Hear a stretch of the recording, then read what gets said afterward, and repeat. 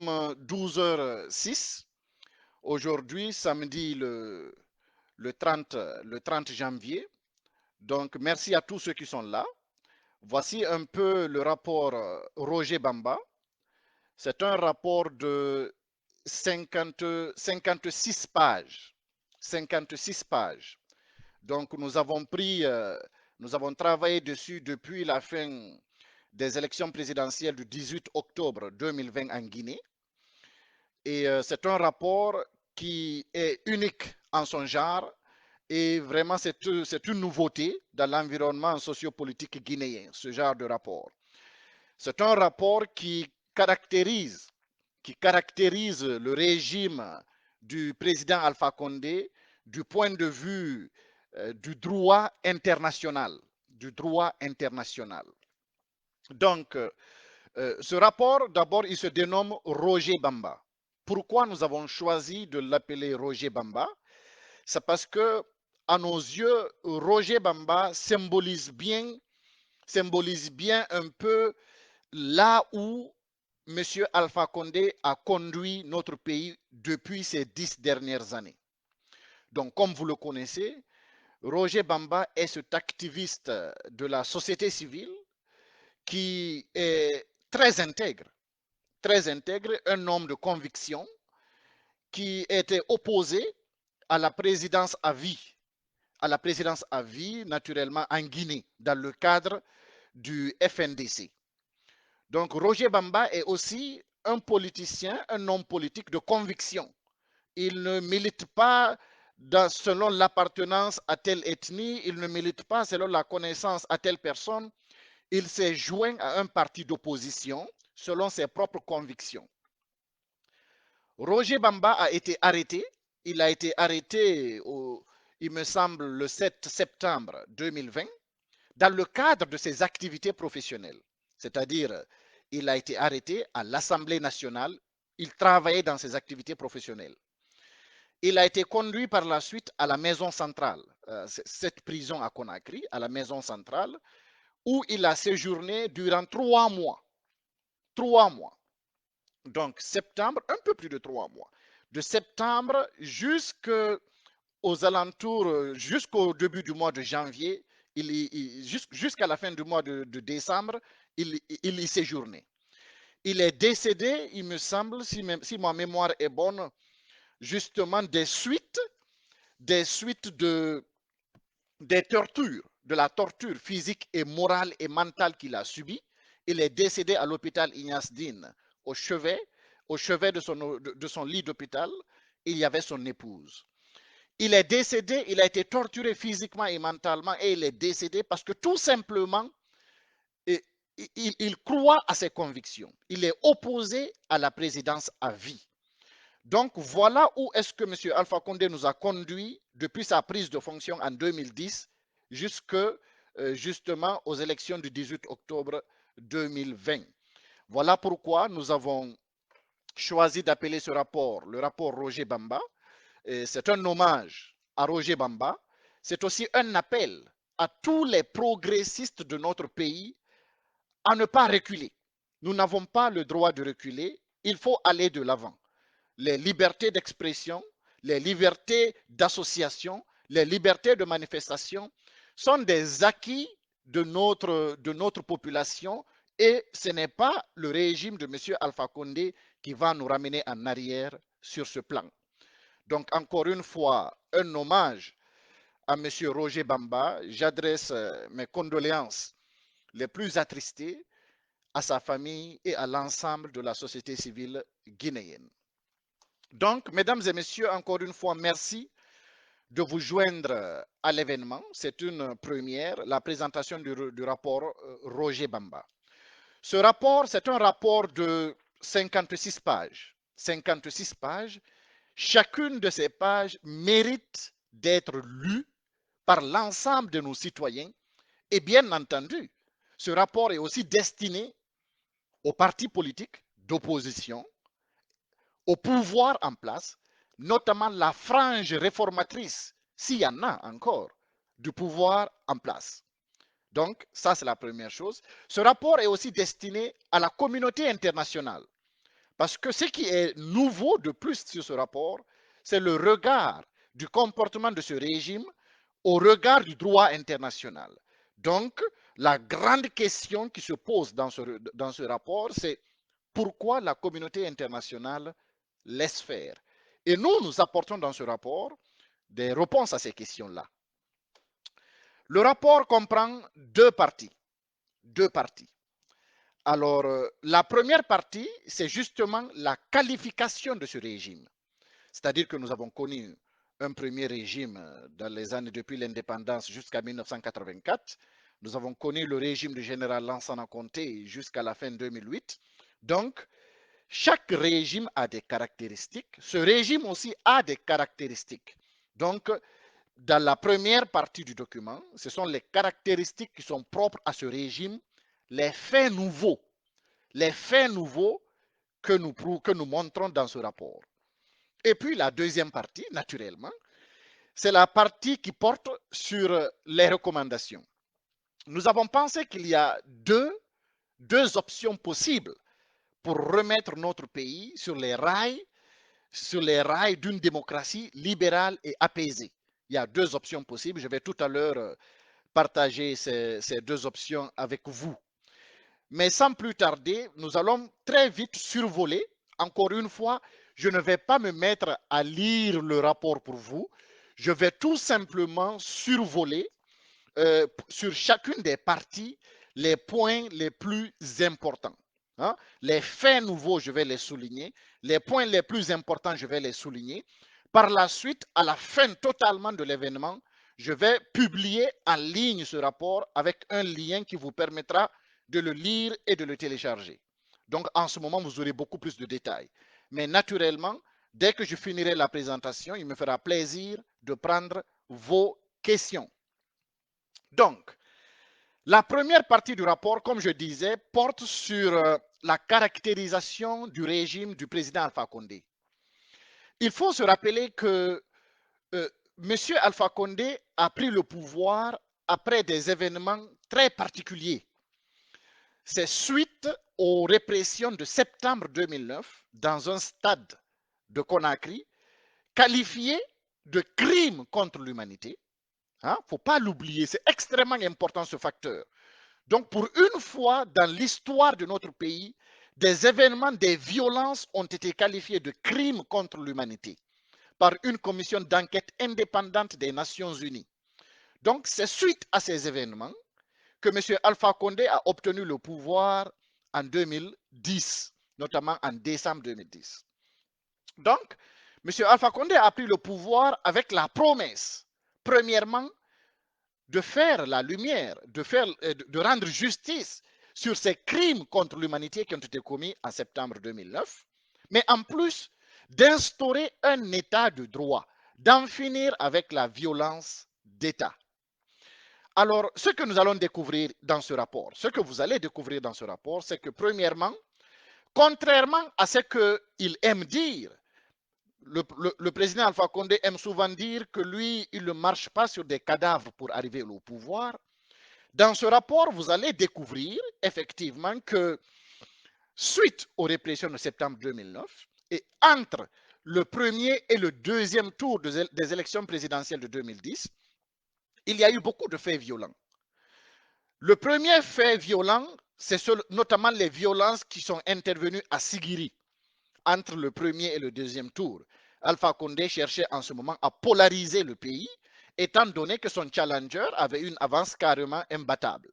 Donc, il a cherché à polariser le pays, il a utilisé la fibre ethnique. Mais nous allons revenir plus tard sur ça, avec l'histoire de l'eau empoisonnée. Mais nous allons revenir sur ça. Mais en tout cas, ce que j'aimerais vous dire, c'est que nous observons que entre, je vais dire, le premier et le deuxième tour des élections de 2010, il y a eu au moins 14 morts. Donc, effectivement, Alpha Condé a pris le pouvoir dans la violence en Guinée. Il ne faudrait pas oublier de le rappeler. Alors, la caractéristique de ce régime, c'est-à-dire beaucoup de personnes estiment que quand il y a des morts lors d'événements d'encadrement de manifestations publiques, beaucoup de personnes estiment que c'est des bavures. Okay? Les bavures, ça arrive partout. ça arrive aux États-Unis, ça arrive en France, ça arrive au Sénégal, ça arrive en Guinée. Donc les bavures ne sont pas exclues. Mais ça, c'est ce qu'on croit dans des régimes d'état de droit. Dans le cas de la Guinée, il est prouvé dans ce document que la violence d'État est légalement, écoutez bien, la violence d'État est légalement soutenue par le régime. Légalement soutenue, la preuve, c'est que dans ce document, vous allez découvrir qu'il y a deux dates importantes. La première date, c'était en 2019, en juillet 2019, juillet 2015, il y a une première loi à l'époque qui a été votée au Parlement, en juillet 2015, donc, une première loi d'encadrement des manifestations a été votée en Guinée. Qu'est-ce que cette loi dit?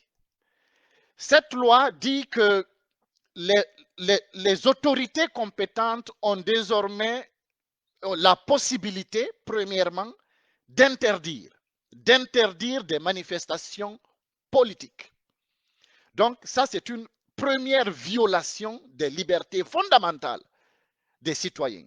Interdire des manifestations politiques pacifiques. Ça, c'est une première violation. Il y a une deuxième loi, mais dans cette première loi, le deuxième facteur, c'est que il est dit que les forces de l'ordre ont la possibilité de recourir à la force pour l'encadrement des manifestations politiques. Donc, ça, c'est la première loi qui a été votée en 2015, en juillet 2015. La deuxième loi a été votée en avril 2019 dans une Assemblée nationale qui est boycottée par l'opposition. C'est très important. Donc, en avril 2019, une deuxième loi est votée dans le Parlement, non seulement qui autorise les forces de l'ordre à utiliser les armes létales pour l'encadrement des manifestations, mais aussi, et c'est là que c'est important, cette deuxième loi dispense totalement les forces de maintien de l'ordre de bavures qui pourraient se produire lors de l'encadrement des manifestations. Donc, en Guinée, aujourd'hui, au moment où nous parlons, par la loi, légalement, le régime autorise les répressions violentes et protège ceux qui tuent les manifestations. Donc, ça, c'est le soutien légal que le régime apporte à la répression dans notre pays. Et naturellement, ce soutien est totalement en violation de toutes les conventions internationales, notamment les principes de base de l'ONU sur le recours à la force et l'utilisation des armes à feu par les responsables de l'application des lois. Donc, c'est une violation flagrante pour une première fois, c'est une violation flagrante des conventions internationales qui s'appliquent. Donc, ça, c'est vraiment le concept dans lequel évolue ce régime. Et qu'est-ce que nous avons observé? Qu'est-ce que nous avons observé au cours des 10 dernières années depuis que M. Alpha Condé a pris le pouvoir? Nous avons observé que vu que légalement, ceux qui répriment sont soutenus et protégés, il y a eu trois types de répression. Trois types de répression. Il y a d'abord eu les répressions qui s'attaquent notamment aux protestations des citoyens dans les zones minières. Je vais revenir tout à l'heure là-dessus. Il y a eu les violences envers les protestations politiques pour la tenue des élections. Je vais revenir tout à l'heure là-dessus. Et puis, il y a eu les violences envers les protestations citoyennes contre la présidence à vie. Donc, au cours des 10 dernières années, systématiquement, le régime a pratiqué la violence d'État envers les citoyens qui usent de leur liberté fondamentale de protester pacifiquement s'ils ne sont pas d'accord. Concernant les zones minières, vous savez que la Guinée, naturellement, c'est l'une des premières sources de revenus du pays. Et vous savez aussi que, malgré tout, la Guinée est l'un des pays les plus corrompus en Afrique de l'Ouest.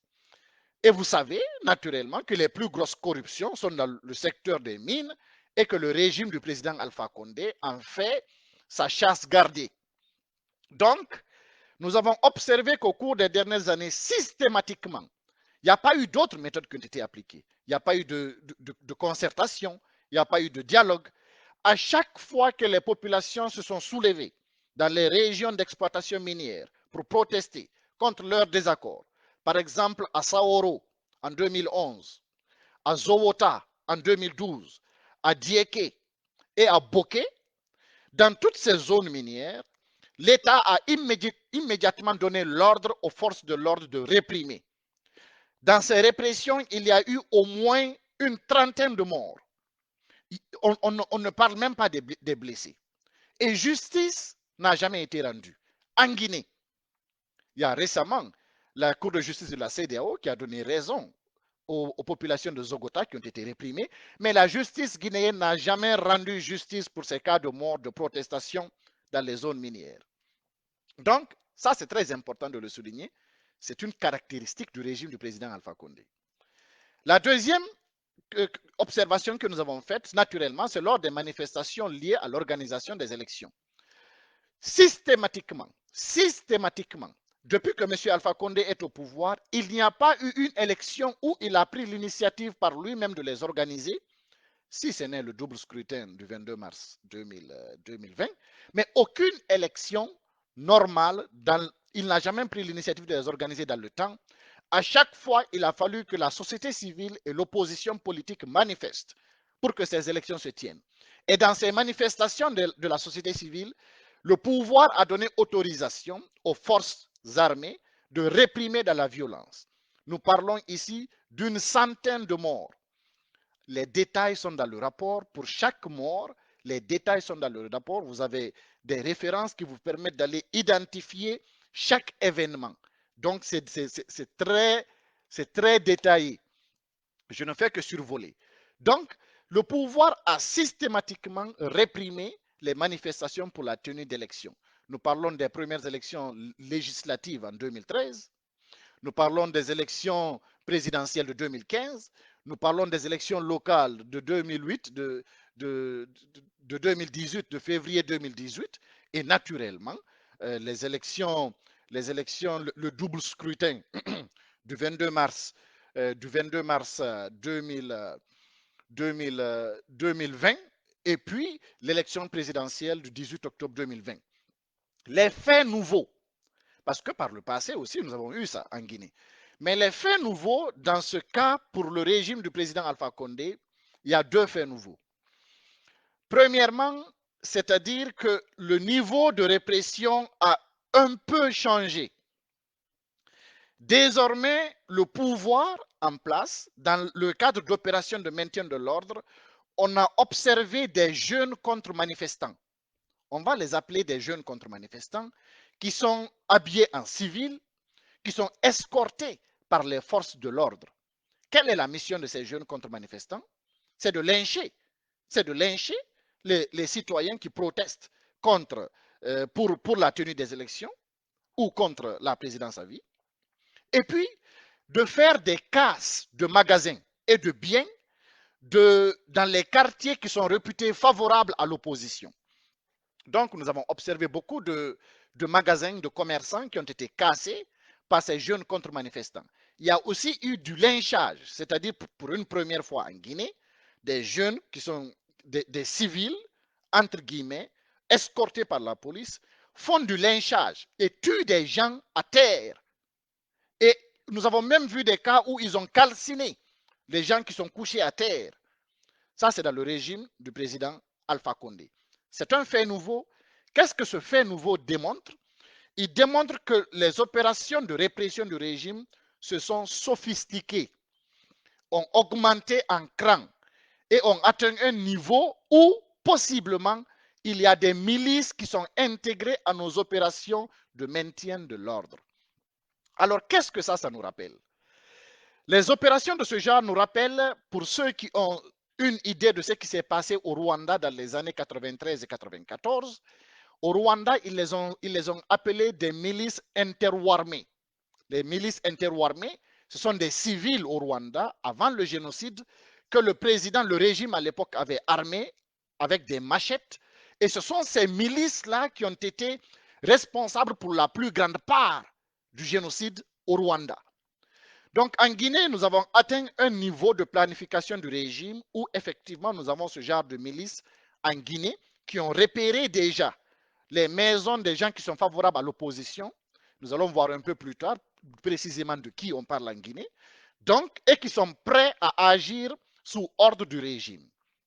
Ça, c'est un fait nouveau et nous avons observé cela notamment lors des répressions contre toutes les manifestations politiques, les récentes manifestations politiques, même lors des élections du 18 octobre 2020.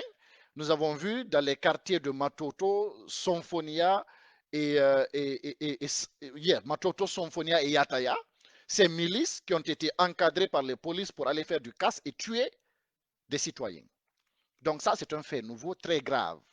Et ce fait, ces milices, l'entretien de milices dans un pays qui n'est pas en guerre, est une violation flagrante de toutes les conventions internationales qui s'appliquent et même de la Constitution de 2010. Parce que dans la Constitution de 2010, il est dit en Guinée qu'il est interdit totalement d'entretenir des milices armées sur le territoire. Naturellement, ce paragraphe a été supprimé dans la Constitution qui a été proposée et imposée par le président Alpha Condé. Troisièmement, au titre des violences d'État, naturellement, c'est la répression contre le FNDC, contre tous les protestants contre la présidence à vie. Et je pense qu'il y a beaucoup de rapports qui sont sortis là-dessus, qui ont prouvé qu'entre octobre 2019 et février 2020, il y a eu au moins 50 morts en Guinée. La justice ne s'est jamais prononcée. La justice ne s'est jamais prononcée. Donc, nous assistons ici, premièrement, à un régime qui viole totalement toutes les conventions internationales en matière de maintien de l'ordre. Deuxièmement, qui réprime systématiquement toute manifestation politique pacifique dans les zones d'exploitation minière pour l'organisation des élections et contre la présidence à vie. On n'a jamais eu justice sur tous ces cas. Nous parlons d'ici d'au moins 245 morts. Encore une fois, je ne vais pas dans les détails. Je vous invite à la fin de la présentation d'aller télécharger le document. Très facile à lire. Tout est détaillé avec des références. Et les chiffres que j'avance, c'est des chiffres pris en minima. C'est-à-dire que la réalité peut être beaucoup plus importante que ce que je viens d'annoncer.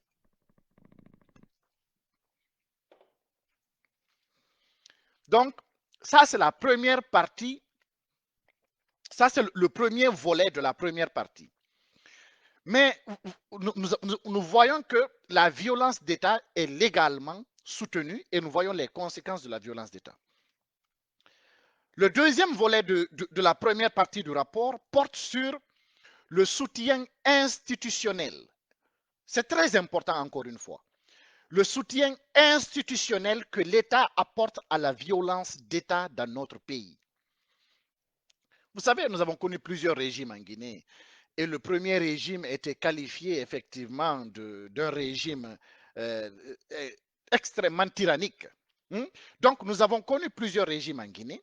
Alors, le régime du président Alpha Condé aussi est un régime qui utilise l'État, l'infrastructure de l'État pour soutenir la violation des droits humains, pour soutenir les violences à l'encontre de leurs citoyens. Et pour exemple, je vais prendre un exemple très simple.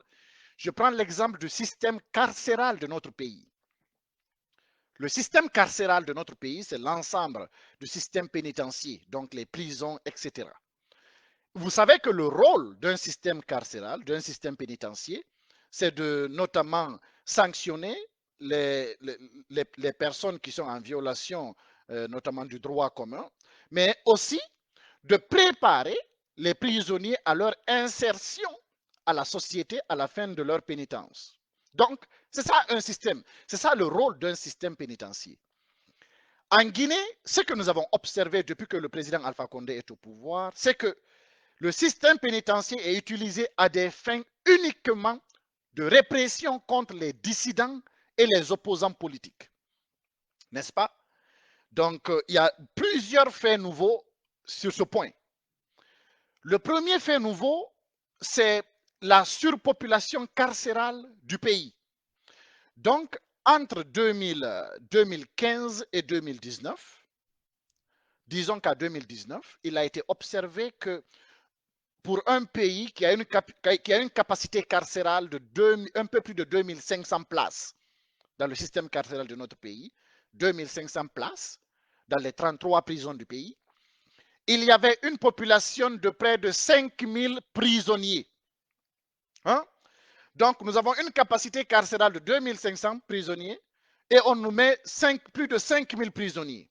Donc, c'est ce qu'on appelle une surpopulation carcérale qui joue au détriment des prisonniers qui ne peuvent plus être entretenus comme il se doit. Ça, c'est la première chose. Deuxièmement, entre 2015 et 2019, c'est-à-dire durant le second mandat du président Alpha Condé, entre 2015 et 2019 seulement, il y a eu 109 morts dans les prisons du pays. Entre 2015 et 2009, il y a eu 109 morts dans nos prisons. Et encore une fois, c'est documenté dans le rapport. Je vous invite, dès après la présentation, je vais partager le lien. Vous allez aller voir les détails. Ça, c'est la deuxième chose.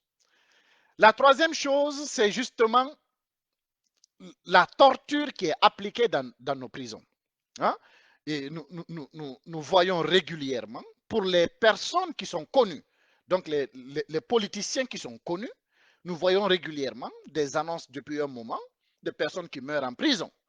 Mais il ne faut pas oublier qu'il y a aussi des anonymes. Il y a des prisonniers qui sont anonymes, qui ne sont pas très connus, qui ne sont pas très médiatisés.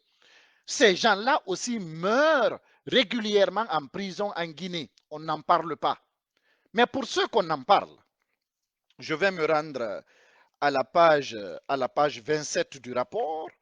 Voilà. Pour ceux qu'on en parle, j'aimerais simplement évoquer leur nom, c'est très important.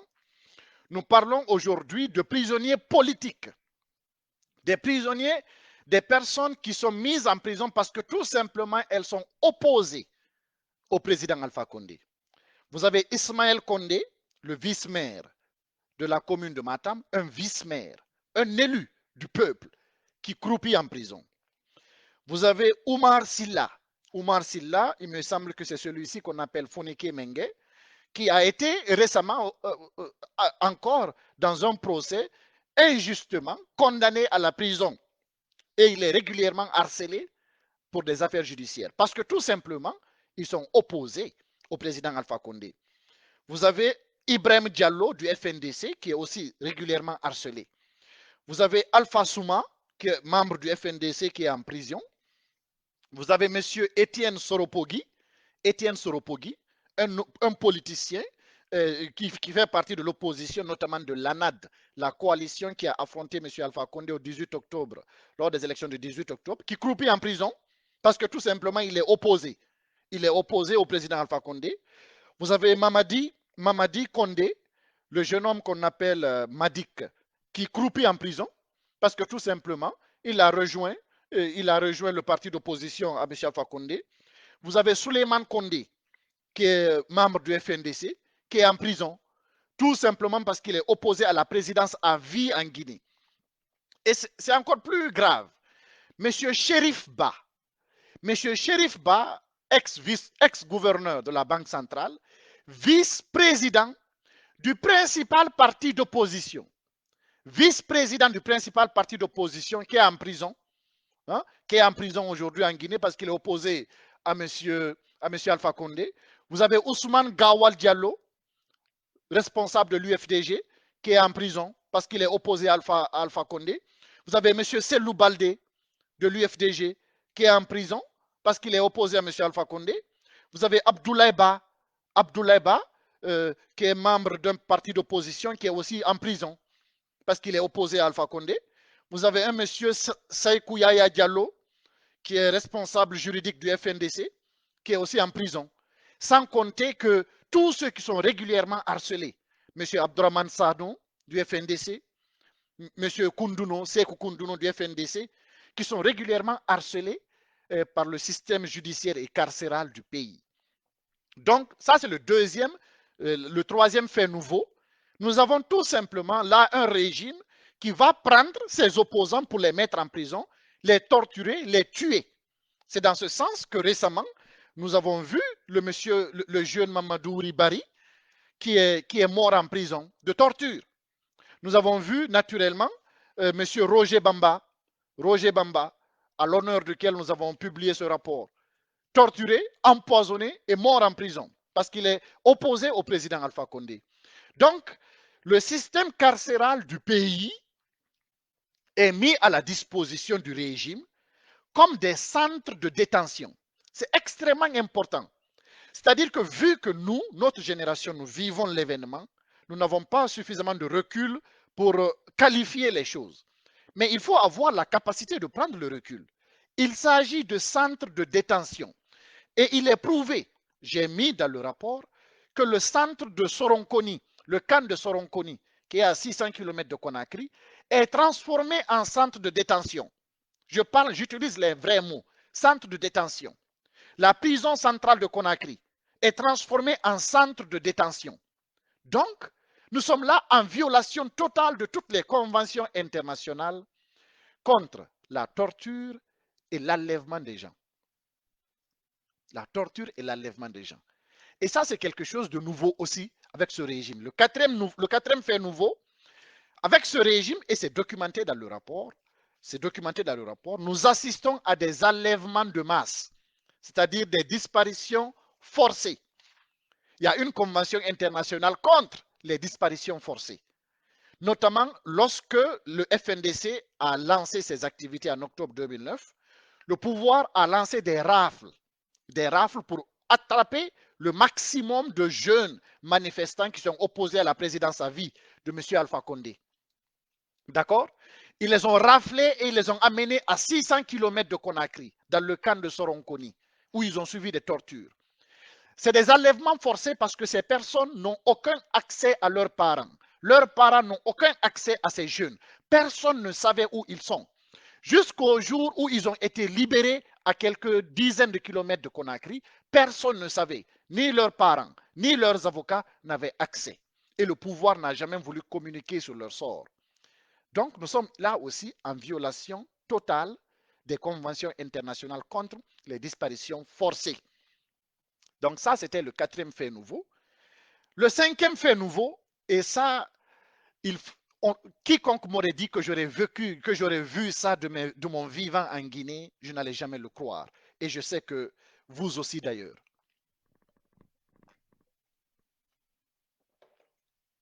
Excusez-moi.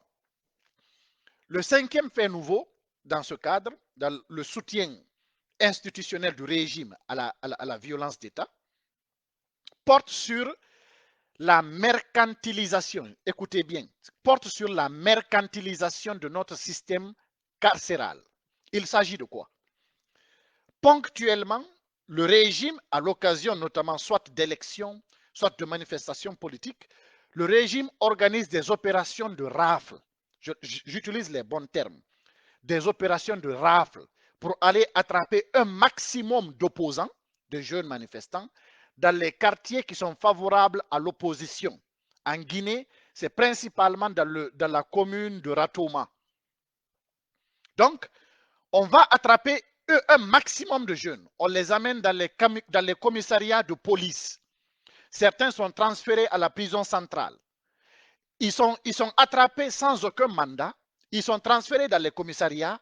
Et ce que nous observons au fur et à mesure, c'est que les policiers, les gendarmes et les responsables des systèmes pénitentiaires en Guinée font du marchandage. Donc, à chaque fois, ils augmentent la rançon que les parents doivent payer pour libérer les enfants. Qu'est-ce que ça s'appelle? Ça s'appelle tout simplement une traite d'êtres humains dans notre pays. Donc, le régime du président Alpha Condé pratique institutionnellement la traite d'êtres humains. Le système carcéral est mis à la disposition du pays afin de permettre aux policiers, aux gendarmes et aux acteurs, aux agents du système pénitentiaire de marchander les êtres humains contre des rançons pour leur libération. Donc, nous sommes ici en violation totale de toutes les conventions internationales contre la traite des êtres humains. Ça se passe sous le régime du président Alpha Condé, c'est un fait nouveau. Il est extrêmement important de parler de cela et d'attirer l'attention de la communauté internationale parce que ce n'est pas normal à l'époque où nous vivons aujourd'hui qu'on assiste à ciel ouvert à ce genre de pratique d'un siècle ou bien d'un millénaire qui est totalement dépassé. Donc, je vous invite encore une fois, tout est documenté dans le rapport.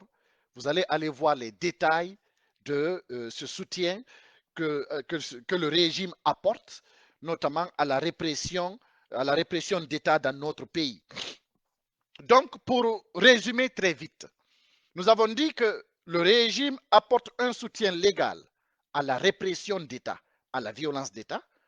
Hein? Nous avons énoncé les deux lois qui sont le cadre de cette violence d'État et nous avons vu les conséquences lors des répressions dans les zones minières, lors des répressions pour la tenue des élections, lors des répressions contre la présidence à vie.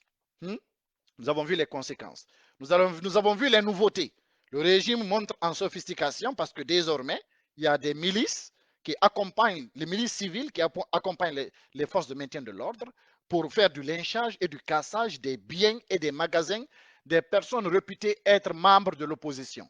OK? Deuxièmement, nous avons dit que le régime apporte un soutien institutionnel à la répression d'État. Nous l'avons prouvé avec le système carcéral du pays, premièrement, qui est surpeuplé, deuxièmement, qui torture et qui tue. Seulement entre 2015 et 2019, il y a eu plus de 109 morts. Et ça, c'est les morts connues. Hein, ça peut être beaucoup plus que ça. Nous avons parlé des opposants qui sont détenus. Nous allons citer leurs noms. Nous avons parlé des anonymes, malheureusement, dont personne n'en parle, qui sont autant nombreux qui sont autant nombreux et importants que les opposants dont nous avons parlé. Nous avons parlé de la mercantilisation du système pénitentiaire, du système carcéral du pays, qui est une traite d'êtres humains en violation flagrante de toutes les conventions internationales. Donc, nous avons en face un régime qui soutient légalement et institutionnellement la violence d'État. Ce type de régime, c'est par exemple le régime d'apartheid à l'époque de l'apartheid en Afrique du Sud, les régimes au Cambodge, je ne sais pas, les Khmers rouges au Cambodge, c'est ce genre de régime qu'il s'agit. Okay? Nous ne parlons même pas de régimes en Afrique qui sont très sales. Nous ne parlons pas du Congo-Brazzaville, nous ne parlons pas de l'Angola. C'est des régimes forts, très sales, mais qui n'ont pas atteint un niveau aussi dangereux que celui que nous connaissons aujourd'hui. Le seul régime que je vois qui ressemble à celui que nous parlons aujourd'hui, c'est celui du Rwanda, à l'époque du président qui avait fait le génocide au Rwanda. Donc, c'est extrêmement important les faits nouveaux que j'avance dans ce rapport. Finalement, pour cette dernière partie, nous avons parlé du soutien de cette première partie. Nous avons parlé du soutien légal et institutionnel, mais ce n'est pas tout. Ce n'est pas tout, et je sais que vous le savez autant que moi. Nous avons en face de nous aussi un régime qui fait des discours de haine à l'emporte-pièce, qui fait des discours de haine de manière systématique. Donc, c'est un régime qui soutient les discours de haine au plus haut sommet de l'État. C'est important de s'attarder un moment là-dessus. Hein? Donc, c'est important de s'attarder un moment là-dessus. Les discours de haine, qu'est-ce que j'appelle discours de haine? Ce sont les discours qui mettent l'accent sur l'ethnocentrisme dans notre pays. En Guinée, nous avons une histoire politique qui est très complexe depuis le premier régime. Depuis le premier régime a utilisé le ressenti ethnique pour des raisons politiques. On se rappelle tout au long du premier régime tous les complots soi-disant Peul qui ont été énoncés et qui ont servi d'alibi pour justement massacrer des cadres Peul et non Peul dans le pays. Donc, ce n'est pas la peine de s'attarder là-dessus. Donc, mais le premier régime a utilisé la question ethnique à des fins politiques pour réprimer. Donc, les discours de haine à l'époque, quand on parlait de complot Peul, on commençait déjà à l'époque à créer un ressenti ethnique dans notre pays. Ça, c'est un. Le deuxième régime, avec l'arrivée du général Lansana Conté au pouvoir en 84, Le deuxième régime aussi a utilisé le discours ethnique, notamment en 85, avec le coup d'État de Diarra, le coup Diarra. À l'époque, le général Lansana Conté, il était colonel, le colonel Lansana Conté avait appelé le coup Diarra le coup des Malinqués. Donc, il avait appelé le coup des Malinqués et il s'en est suivi naturellement des détentions, des meurtres et des pillages de magasins qui appartiennent au cadre malinqué dans le pays. Donc, cette question de coup Diarra, de coup d'État des Malinqués, a aussi créé un ressenti ethnique dans notre pays. C'est très important de le souligner. Et puis, naturellement, pour le cas de M. Alpha Condé, M. Alpha Condé, son cas est très particulier. Il a officiellement commencé à flirter avec les discours de haine. À l'époque de la première élection multipartite de notre pays en Guinée, c'était en 1993. À l'époque, M. Alpha Condé avait dit, si je me rappelle bien, quiconque, n'importe quel malinqué qui vote pour Lansana Conté est un bâtard. Donc, c'est là qu'il a commencé ses discours de haine en Guinée. Donc, selon lui, dans ce discours, un malinqué ne doit pas voter pour un soussou. Un malinqué qui voterait pour un soussou serait un bâtard. Donc, c'est à l'époque qu'il a commencé à flirter avec les discours de haine. Puis, nous sommes arrivés à l'élection présidentielle de 2010. L'élection présidentielle de 2010, c'est intéressant parce que nous avons au deuxième tour un candidat, Cellou Dalein Diallo et M. Alpha Condé. Le premier caracole au-dessus des sondages et arrive au deuxième tour avec près de 45% des voix. D'accord? Donc, la seule technique que M. Alpha Condé a utilisée pour vouloir changer le cours de ces élections, il a encore une fois joué sur la fibre ethnique à fond. On se rappelle notamment du discours tout sauf un peu, entre le premier et le deuxième tour, tout sauf un peu. On se rappelle de l'affaire de l'eau empoisonnée en Guinée. Extrêmement important, un fait marquant dans l'histoire politique de notre pays. Donc, entre le premier et le deuxième tour, à Conakry, lors d'un meeting, le parti au pouvoir, le parti de M. Alpha Condé accuse le parti de Cellou Dalein Diallo d'avoir empoisonné l'eau que les militants du RPG ont bu lors de leur meeting.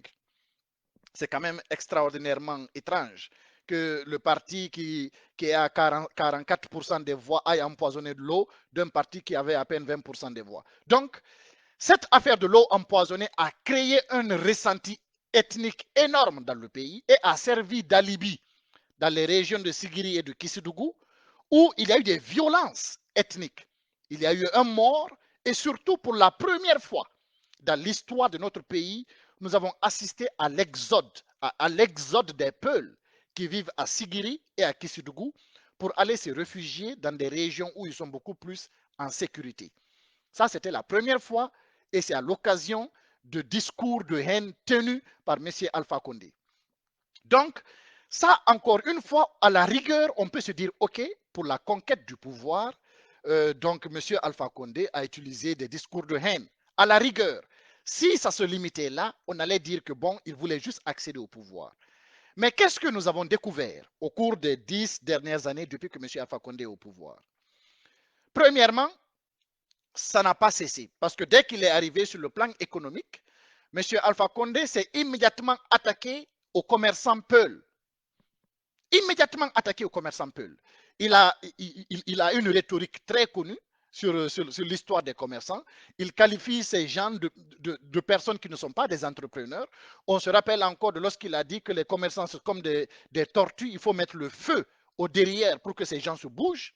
On se rappelle encore du discours qu'il a tenu lorsque l'inflation augmente au pays. Et ça, c'est important.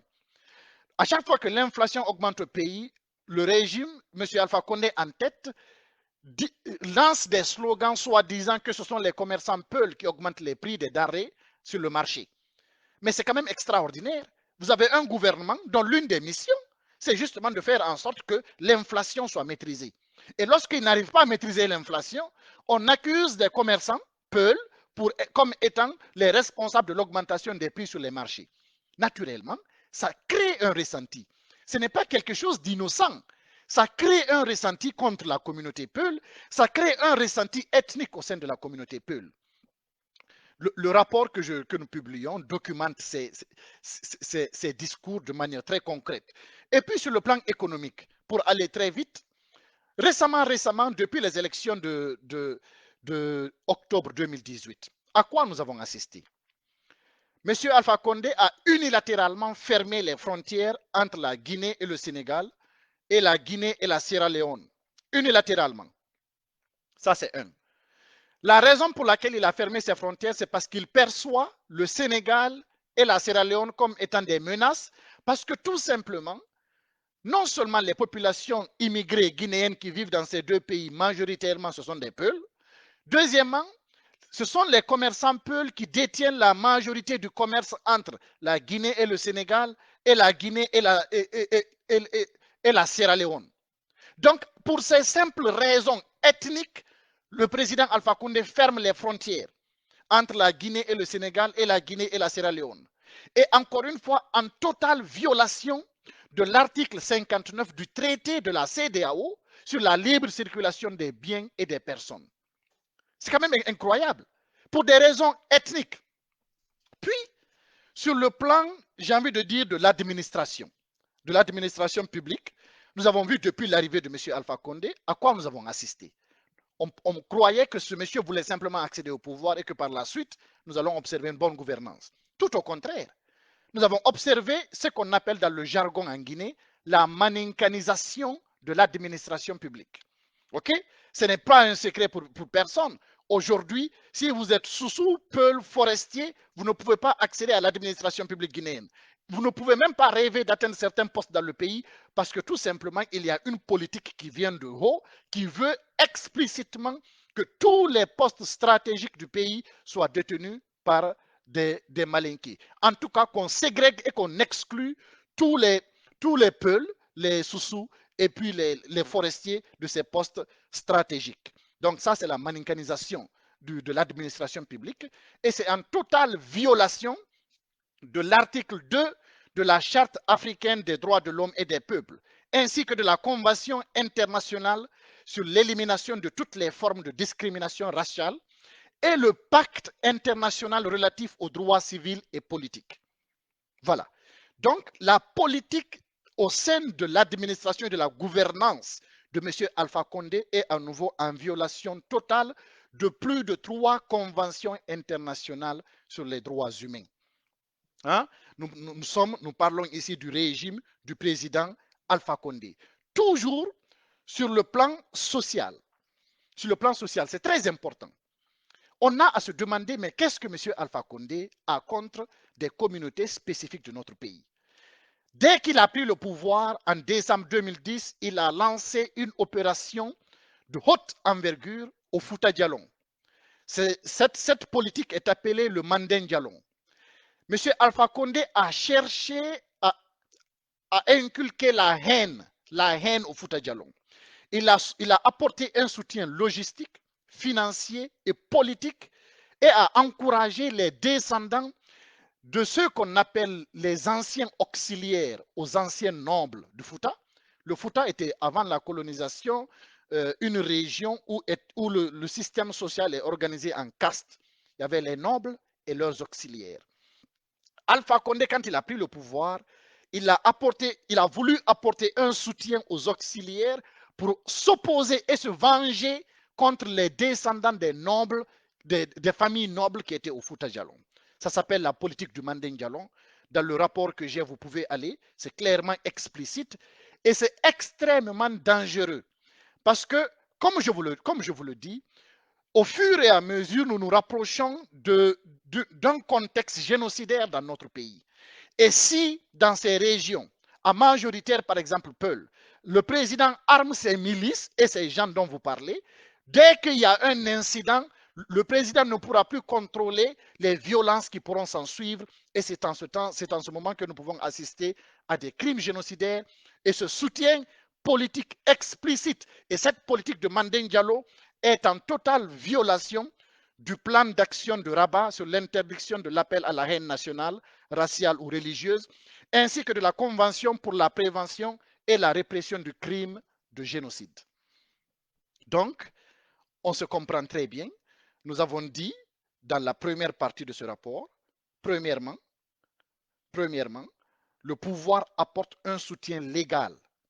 C'est documenté. Il y a 2 lois qui encadrent les manifestations. Donc, deux lois, un soutien légal pour la répression et la protection des criminels. Aucun criminel ne peut être menacé en Guinée parce que ces lois les protègent. Le régime du président Alpha Condé. Les conséquences de ces 2 lois, nous les avons vues, les répressions systématiques au niveau de toutes les protestations civiles dans les zones minières, de toutes les protestations contre la tenue des élections, de toutes les protestations contre la présidence à vie. Nous avons assisté à des centaines de morts, la justice ne s'est jamais prononcée et nous avons vu une sophistication des opérations de répression parce que désormais, le pouvoir a des milices civiles qui s'apparentent aux milices interwarmées au Rwanda des années 93 qui ont commis le génocide. Ces milices ont pour mission de repérer les biens et les magasins des opposants, majoritairement Peuls, et puis de les lyncher et de faire des casses de ces magasins. Ça, c'est le premier. Deuxièmement, nous avons vu que ce régime apporte un soutien institutionnel. Le système carcéral de notre pays est mis à la disposition d'un régime à des fins de répression politique. Nous l'avons démontré ici. Premièrement, la surpopulation carcérale. Un pays qui a une place d'environ 2500 prisonniers, nous en avons plus de 5000 prisonniers en Guinée aujourd'hui. Donc une surpopulation qui joue au détriment du traitement apporté à chaque prisonnier. Ça, c'est un. Deuxièmement, entre 2015 et 2019, il y a eu 109 morts en prison en Guinée. Entre 2015 et 2019 seulement.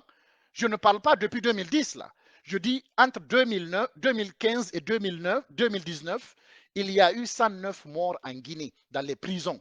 Ça, c'est ce que nous avons décompté. Il y a les anonymes dont personne ne parle.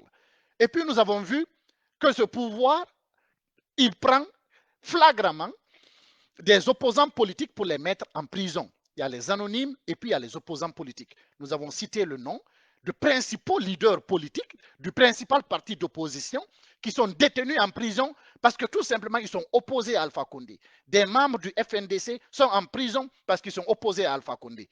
Donc, ça se passe dans le pays, dans le régime d'Alpha Condé aujourd'hui. Et puis, nous avons vu, et c'est extrêmement regrettable, la mercantilisation du système pénitentiaire de notre pays. Une traite d'êtres humains se passe aujourd'hui en Guinée.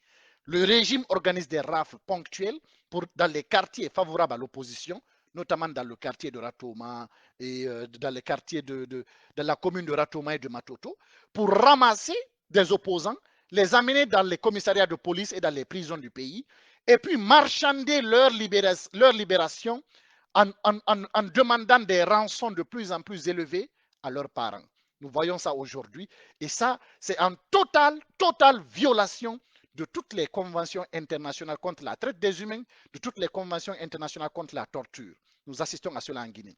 Finalement, et c'est l'un des facteurs les plus marquants de ce régime, c'est le soutien, j'ai envie de dire, les discours de haine au plus haut sommet de l'État. Les discours de haine. Alpha Condé a pris le pouvoir avec des discours de haine. Nous avons vu en 2010, tout sauf un Peul, l'affaire de l'eau empoisonnée. Pour une première fois, nous avons assisté à l'exode des populations Peul de Sigiri et Kissidougou vers des régions du pays où elles sont beaucoup mieux protégées. Deuxièmement, sur le plan économique, dès qu'Alpha Condé a pris le pouvoir, il s'est attaqué aux commerçants Peul. Oui, il faut le dire. Il s'est attaqué aux commerçants Peul et il ne manque pas une occasion de le rappeler. Il a déjà dit que les commerçants Peul sont comme des tortues, il faut mettre le feu aux fesses pour que ces gens se bougent. C'est un discours de haine. Ça crée du ressenti ethnique. Deuxièmement, les noms malinqués sont exclus de l'administration publique et des postes les plus importants dans le pays. Parce que tout simplement, ils sont malinqués, parce que tout simplement, ils sont Peul, Soussou et forestiers, ils sont exclus. Nous avons appelé cela la maninkanisation de l'administration publique. La politique du Mandeng Diallo, inciter la haine entre les anciens auxiliaires, les descendants des anciens auxiliaires et les descendants des anciens nobles de Fouta Djallon. Nous avons parlé de cela. C'est de la haine ethnique. Et toutes ces pratiques sont totalement contraires à toutes les conventions internationales contre les discours de haine et pour la prévention du crime de génocide. Mais concernant les discours de haine, qu'est-ce que nous avons observé au cours des dernières élections présidentielles? Mais même avant cela, j'aimerais souligner, vous allez le voir dans le rapport, notamment le rasage, le déguerpissement qui a été décidé par le président Alpha Condé en février, entre février et mai 2019, des quartiers de Kapororaï, de Kipé-2, de Demisses et de Dar es Salaam. OK? Donc, voilà le régime en 2019 qui décide que la zone de Ratouma, très majoritairement peuplée d'opposants très majoritairement Peuls, il va raser cette zone. Donc, même s'il y a des raisons objectives de le faire, mais il faut absolument, il faut suivre une démarche. Sinon, ça va créer un ressenti ethnique. Et ce ressenti ethnique, il a été renforcé par les opérations de déguerpissement de cette zone. Donc, qu'est-ce que nous avons observé au cours des élections présidentielles du 18 octobre 2020 en Guinée sur la question de l'ethnocentrisme? Nous avons un candidat, d'une part, qui sillonne tout le pays, qui proclame des discours d'unité, de réforme, le candidat Cellou Dalein Diallo. De l'autre côté, nous avons un président de la République sortant, okay, qui, dans son palais à Sékou Touré, fait des discours virtuels avec ses militants qui sont basés à Kankan et ses militants de Sigiri. Dans le discours qu'il a tenu avec les militants qui sont basés à Kankan, la date figure dans le rapport, mais qu'est-ce qu'il a dit ce jour-là? Il a dit à ses militants mobilisés à Kankan, rappelez-vous très bien, ne votez pas pour... Si vous votez pour un candidat malinqué qui n'est pas moi, c'est comme si vous votez pour Cellou Dalein Diallo. Qu'est-ce que ça veut dire? En filigrane, ça veut dire tout simplement qu'un malinqué ne peut pas voter pour un Peul. C'est un discours de haine. Suite aux critiques qu'il a subies, quelques jours plus tard, il a tenu un discours avec ses militants de Sigiri. Qu'est-ce qu'il a dit? Non seulement il a répété la même chose, mais il a dit à ses militants de Sigiri, cette élection, ce n'est même pas une élection, c'est comme si nous sommes en guerre. OK? C'est comme si nous sommes en guerre. Et lorsqu'il a prononcé ces discours ont été suivis par des faits, par des actes. Il y a eu des morts, il y a eu des casses. Les Peuls de Kisudougou, de Sigiri, ont été obligés, encore une fois, de faire de l'exode pour quitter la région parce que tout simplement, le président de la République a appelé à la haine et à la violence ethnique. Ça, c'est les discours qu'il a tenus à Sigiri et à Kankan. Mais ce n'est pas tout. Le plus grave, c'est qu'il a tenu un discours à Koya vers la fin de la campagne présidentielle. Il me semble que ce discours, il a tenu le 10 octobre. Il a tenu ce discours le 10 octobre à Koya avec le premier ministre Kassori Fofana. Il est venu dire quoi aux jeunes de Koya? Il les a dit, levez-vous si vous ne voulez pas que vos enfants soient des étrangers chez eux. Donc, levez-vous si vous ne voulez pas que vos enfants soient des étrangers chez eux. N'hésitez pas et ne vous trompez pas de choix le jour du scrutin. Qu'est-ce que le président Fakonde a voulu dire par ici? Il a voulu dire aux populations de la Basse-Côte que les Peuls sont des étrangers en Basse-Côte et que les populations de la Basse-Côte doivent chasser les Peuls de cette région. Et il dit que lui, il est capable de le faire.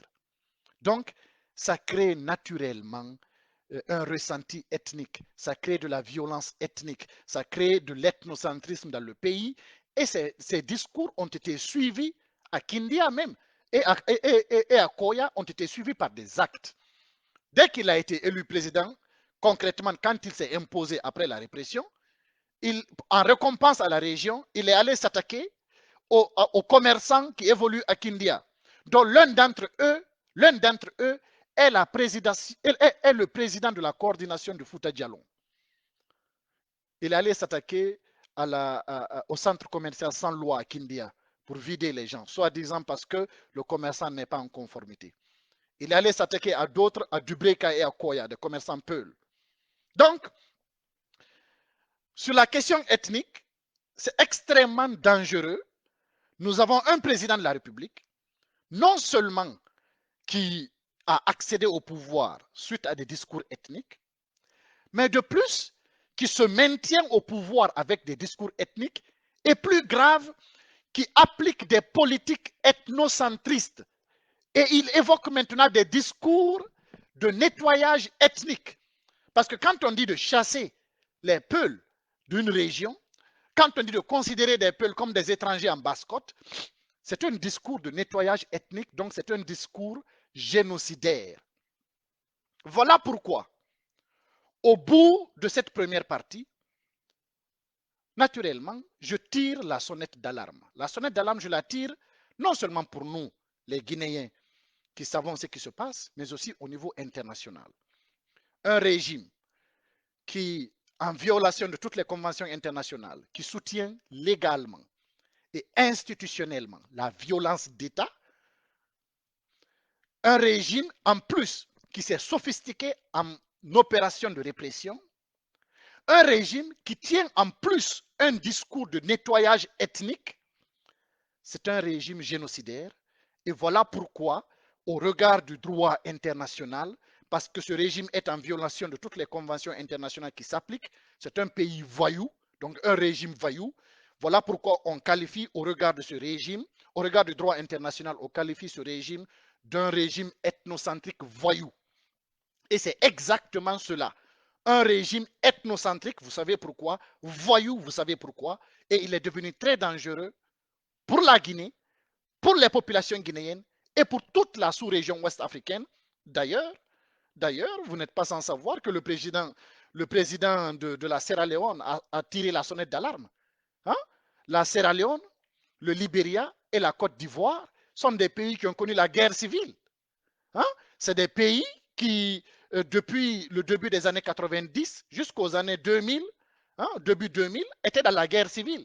C'est des pays qui ont connu des centaines de milliers de morts, des centaines de milliers de déplacés. OK? Donc, tous ces pays, jusqu'à présent, considèrent la Guinée comme un point d'ancrage. Parce que la Guinée était un pays stable où, techniquement, on peut dire qu'il n'y a pas de risque de guerre civile. Donc, la Guinée était un point d'ancrage pour ces trois pays. Aujourd'hui, peut-être certains ne le savent pas, mais il est évident qu'aujourd'hui, il y a des rébellions qui se forment, qui sont en train de se former pour venir protéger les populations guinéennes. Donc, si jamais il y a un conflit en Guinée, c'est toute cette région qui risque de s'embraser.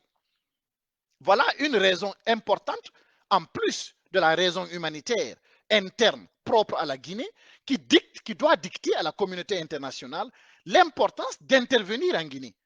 Ça, c'est la première chose. Deuxièmement, nous parlions ici des frontières sud de la Guinée. Au nord, nous avons le Sénégal, nous avons le Mali, des pays frontaliers de la Guinée. Le Sénégal, il est vrai qu'il n'est plus en conflit avec la Casamance, mais n'oubliez pas quand même qu'il a connu ce conflit et que le conflit est aujourd'hui gelé seulement depuis le début des années 2000. C'est un conflit gelé. Et puis le Mali. Au nord du Mali, nous avons le Sahel. La communauté internationale est présente au Sahel. Nous connaissons la question djihadiste.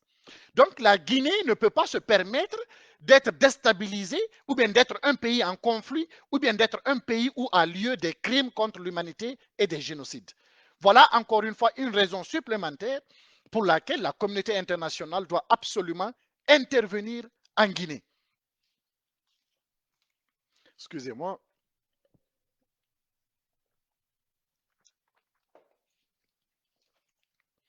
Donc, nous avons parlé ici de la première partie du rapport Roger Bamba. Pour ceux qui ne le savent pas, après la présentation, vous allez pouvoir accéder au rapport. Un rapport de 56 pages. Ça fait 3 mois que nous travaillons dessus. Il contient des références très précises. Vous pouvez aller voir les références. Et puis, c'est un rapport concret. C'est un rapport qui qualifie le régime au regard du droit international. Ça n'avait pas encore été fait. Donc, c'est un rapport extrêmement important. Et comme je vous dis, ce n'est que la première partie. Lorsque ce rapport sera publié, il sera transmis par nos canaux habituels à l'ensemble de la communauté internationale, y compris le Conseil de sécurité de l'ONU, l'Union africaine, l'Union européenne, les États-Unis, le Canada. Nous allons utiliser nos canaux de communication bien connus pour pouvoir faire en sorte que ce rapport ne soit pas lettre morte. Il est unique en son genre et c'est un rapport qui contient des éléments nouveaux qui sont de nature notamment à inviter à l'utilisation du droit d'ingérence pour intervenir en Guinée et arrêter ce régime. Donc, on a dit que le rapport comprend deux parties. Je disais que le rapport comprend deux parties. Nous avons parlé de la première partie du rapport. Nous avons vu la qualification de ce rapport au cours des 10 dernières années, de quoi il s'agit exactement. La deuxième partie du rapport porte sur des solutions. Et c'est ça l'importance de ce rapport. Ce n'est pas un rapport qui regarde de l'arrière et qui ne fait que critiquer. C'est un rapport qui regarde de l'arrière, qui dit les choses telles qu'elles sont, et puis qui se tourne de l'avant pour dire voici les possibles avenues qui existent. Donc la première chose, pour nous, le principal risque qui se pose aujourd'hui à la Guinée, c'est un risque de crime génocidaire qui se pose en Guinée. Et nous avons les éléments qu'il faut pour qualifier cela, pour justifier cela dans ce rapport. Et je pense que j'ai pu partager ce risque avec vous. Il est totalement plausible et probable aujourd'hui. Il y a un risque de nettoyage ethnique, donc de génocide dans notre pays. Ça, c'est un. Donc, pour éviter ce risque de génocide, qu'est-ce qu'il faut? Quelles sont les recommandations que nous faisons? Nous faisons des recommandations, naturellement, à la classe politique guinéenne, mais aussi à la communauté internationale. Donc, je vais me rendre à la page 37. À la page 37 de ce rapport, c'est là que figurent effectivement, voilà, les différentes recommandations. La première recommandation, naturellement, c'est de mettre un terme à l'impunité contre les crimes contre l'humanité dans notre pays. C'est très important. Excusez-moi, je vais juste fermer la fenêtre parce que j'ai le soleil qui me frappe ici. Un instant, s'il vous plaît, ne quittez pas.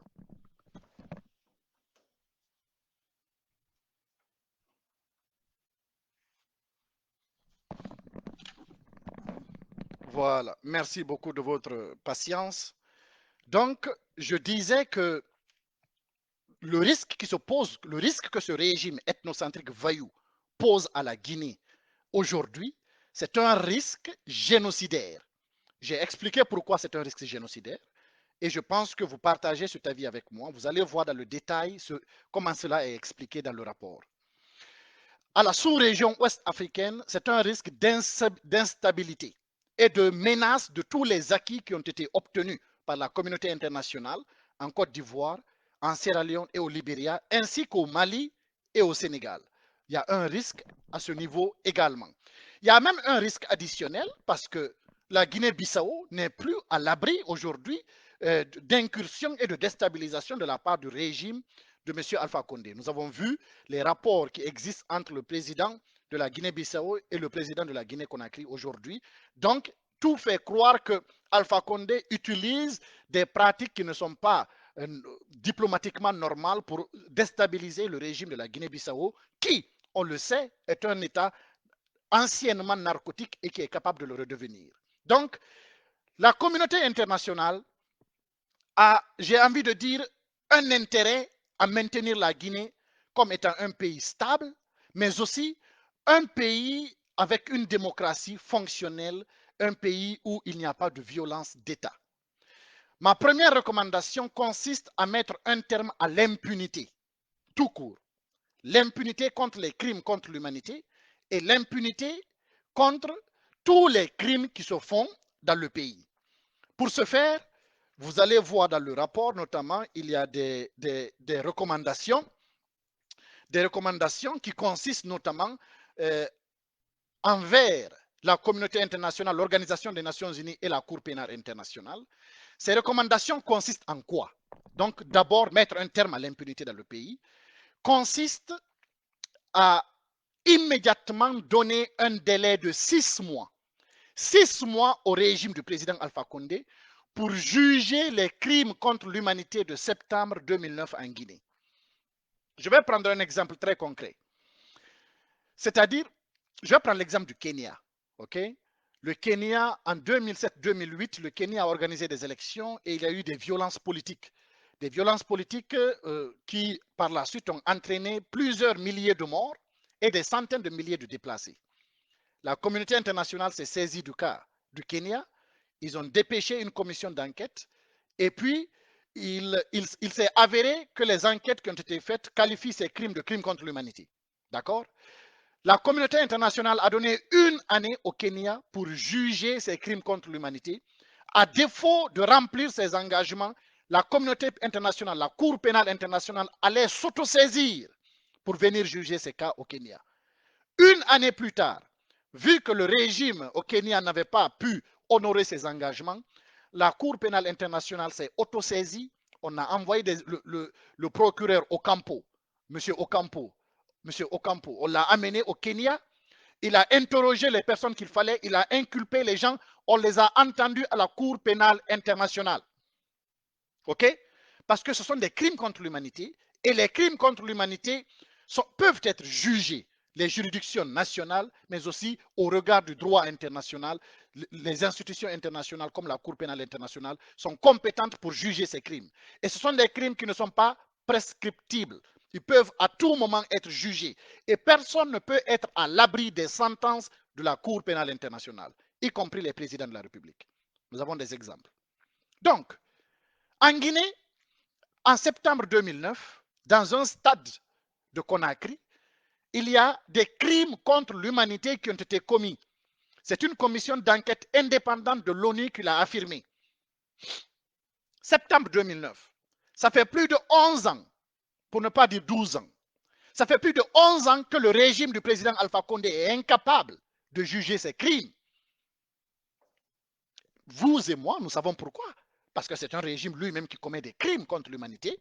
Et dans ce rapport, vous allez voir, nous prouvons que effectivement, ce qui se passe en Guinée a dépassé le stade de crime contre l'humanité. Nous ne sommes pas encore dans le stade du génocide. C'est là que nous nous en allons, mais nous avons totalement dépassé le stade de crime contre l'humanité. Donc, en Guinée, des crimes contre l'humanité ont été commis il y a plus de 10 ans.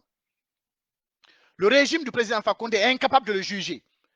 Qui d'autre est compétent sur le plan international pour juger des crimes contre l'humanité? C'est la Cour pénale internationale.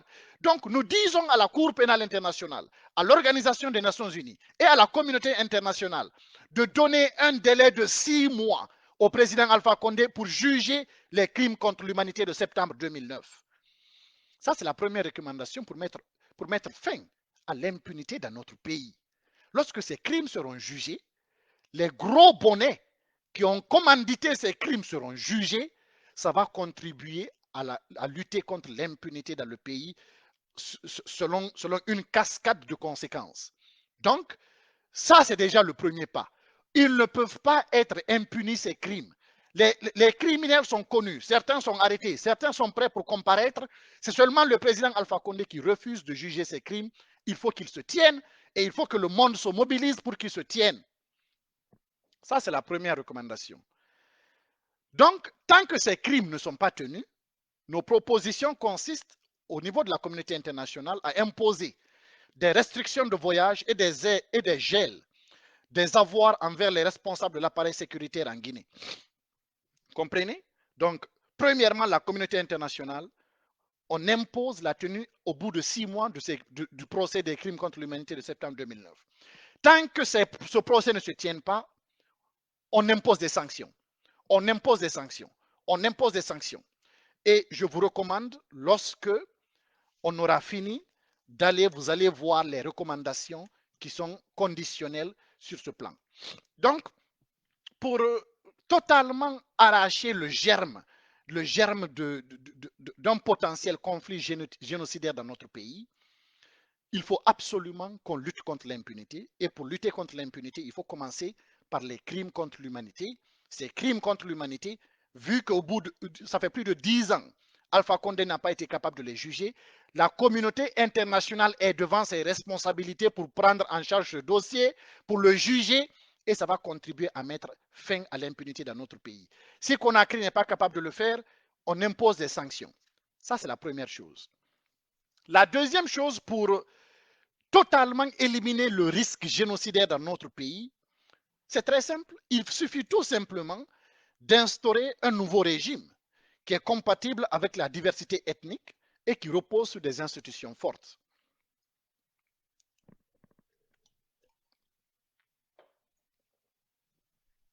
Donc, pour lutter contre le risque de génocide, premièrement, on lutte contre l'impunité. Et pour lutter contre l'impunité, les crimes contre l'impunité qui ont été commis en septembre 2009 doivent absolument être jugés. Si Conakry n'est plus capable de le faire au bout de 6 mois, la Cour pénale internationale, comme ce fut le cas pour le Kenya, doit s'autosaisir pour juger ces crimes. Ça va contribuer à lutter contre l'impunité dans notre pays. Deuxièmement, pour écarter totalement le risque de crimes génocidaires, il faut doter notre pays, tout simplement, d'un régime démocratique libéral qui est compatible avec la diversité ethnique dans notre pays et qui repose sur des institutions fortes. Alors, dans des précédentes publications et présentations, j'ai déjà présenté à quoi ressemble ce régime qui est compatible avec la diversité ethnique de notre pays. Donc, je ne vais pas m'attarder sur ce volet. Je vais simplement vous inviter encore une fois à aller chercher, aussitôt qu'on va finir, je vais publier le rapport. Allez chercher ce rapport, lisez-le. Vous allez comprendre de quoi je parle sur ce volet. Mais il y a deux options qui peuvent permettre de migrer vers une démocratie qui est compatible avec la diversité ethnique dans notre pays. La première option porte sur les réformes volontaires. Nous avons connu, le monde a connu des régimes extrêmement tyranniques, même surtout en Afrique d'ailleurs, des régimes dont personne n'aurait pu imaginer un jour qu'ils auraient pu se réformer. D'accord? Donc, pour faire migrer le régime actuel de sa situation actuelle de régime ethnocentrique voyou vers un régime démocratique qui est compatible avec la diversité ethnique, il y a deux options. La première option, c'est les réformes volontaires, c'est-à-dire, au sein du régime actuel, il y a peut-être qu'il existe des cadres qui sont pas à l'aise avec la situation actuelle, qui savent qu'ils n'ont aucun avenir dans la situation actuelle et qui sont prêts à entreprendre des réformes du régime pour pouvoir l'ouvrir et l'adapter à la réalité. D'accord? Sur le plan démocratique. Donc, je fais des propositions allant dans ce sens et la première recommandation dans ce sens, c'est notamment tout de suite la démission de l'Assemblée nationale. Donc, il faut tout de suite, si le régime est un régime réformateur, s'il y a des réformateurs dans le régime qui veulent faire avancer le régime sur le volet des réformes, il faut commencer par tout de suite dissoudre l'Assemblée nationale. Pourquoi dissoudre l'Assemblée nationale? Parce que le régime se retrouve dans une situation de déni total de démocratie. D'accord? On a une commission électorale qui n'est pas reconnue, une cour constitutionnelle qui n'est pas reconnue, une assemblée nationale qui est élue sans opposant, un président de la République qui est élu mais qui est pratiquement pas reconnu. Donc, nous sommes dans un régime qui est en total déni de démocratie et de légitimité. Pour insuffler de la légitimité, ce n'est pas un gouvernement d'union nationale. Ce n'est pas le cadre, le fameux cadre machin qu'Alpha Condé vient de créer, cadre de concertation, je ne sais plus quoi. Ce n'est pas ça qui va insuffler de la légitimité au régime. Il faut dissoudre cette Assemblée nationale. D'ailleurs, nous nous retrouvons avec des situations quand même incroyables. C'est en Guinée seulement qu'on peut voir Mamadou Sylla, chef de file de l'opposition. Un monsieur qui n'a même pas participé aux élections présidentielles. Un monsieur qui n'est même pas présent, j'ai envie de dire, à Fria et à Kamsa. Donc ce monsieur est aujourd'hui chef de file de l'opposition en Guinée. Donc j'ai envie de dire, s'il y a une volonté de réforme, il faut dissoudre l'Assemblée nationale et puis organiser de nouvelles élections pour pouvoir ramener la partie de l'échiquier politique qui est vraiment véritablement opposée, qui représente le peuple, que sa partie revienne et reprenne place au sein de l'Assemblée nationale. Il y a des cadres du RPG qui avaient soulevé cette idée. Il y a des cadres du RPG qui avaient soulevé cette idée. Mais tout de suite, ils ont été ramenés à l'ordre par ceux qui profitent de la crise, par ceux qui pensent que quand la Guinée est comme ça, eux, ils sont bien. Donc, tout de suite, comme je vous dis, si Alpha Condé n'est pas capable de dissoudre l'Assemblée nationale, ça voudra tout simplement dire que cette première option, il faut la mettre de côté pour focuser, pour mettre l'accent sur la deuxième option. Je vais revenir tout de suite sur la deuxième option. Mais sur cette première option, à supposer que M. Alpha Condé et les réformateurs, les cadres réformateurs du régime décident finalement de rejoindre vraiment, de rejoindre le cadre, le concert des nations civilisées. En ce moment-là, une fois qu'on a dissous l'Assemblée nationale, il ne suffit pas tout de suite d'organiser des élections. Ça ne marchera pas. Parce que de toute façon, nous savons à quoi ressemblent les élections en Guinée. Il faut dissoudre l'Assemblée nationale et créer une assemblée constituante, à l'image des concertations nationales de mars 2006 en Guinée. Pour les plus jeunes parmi nous qui ne le savent pas, en mars 2006 en Guinée, lorsque le président Lansana Conté était gravement malade et évacué hors du pays pour des soins médicaux, la société civile guinéenne, c'est la principale référence de la société civile guinéenne que j'ai en tête. La société civile guinéenne, avec l'ensemble des partis politiques et syndicats, on s'est réunis au Palais du Peuple. On s'est dit, bon, la Guinée est face à une situation de vacance de pouvoir. Il faut absolument qu'on définisse une feuille de route qui nous permettrait, au cas où le général Lansana Conté décède au pouvoir, comment on va pouvoir diriger cette transition. Naturellement, dans la situation dont je parle, dans le contexte, la première option, on ne parle pas de transition, on parle de réforme volontaire. Donc, dissoudre l'Assemblée nationale, créer une assemblée constituante fidèle et sincère, et puis entamer des réformes constitutionnelles et institutionnelles dans le cadre de cette assemblée constituante. Je vous invite très fortement par la suite à aller voir dans le rapport les détails que je propose dans ce sens-là. Donc, entamer des réformes dans ce sens-là, créer une nouvelle commission électorale nationale indépendante, totalement apolitique, qui est nommée par l'Assemblée constituante. C'est cette nouvelle commission qui va organiser, au bout de 6 mois de travaux seulement, les élections législatives. Les élections législatives dans le cadre de ce nouveau corpus institutionnel du pays. Et la première conséquence de ces élections législatives sera la formation d'un nouveau gouvernement qui reflètera la composition du Parlement. Donc, je ne vais pas dans les détails. Je vous conseille vivement d'aller dans le rapport pour voir dans le cadre de l'option 1, c'est-à-dire l'option où le régime a des cadres en son sein qui sont prêts à entreprendre des réformes dures pour pouvoir quitter la voie pour pouvoir se débarrasser de cette nature ethnocentrique et voyou pour revenir dans le concert des nations et doter le pays d'une démocratie libérale apaisée qui est compatible avec la diversité ethnique de notre pays. Donc ça, c'est la première option.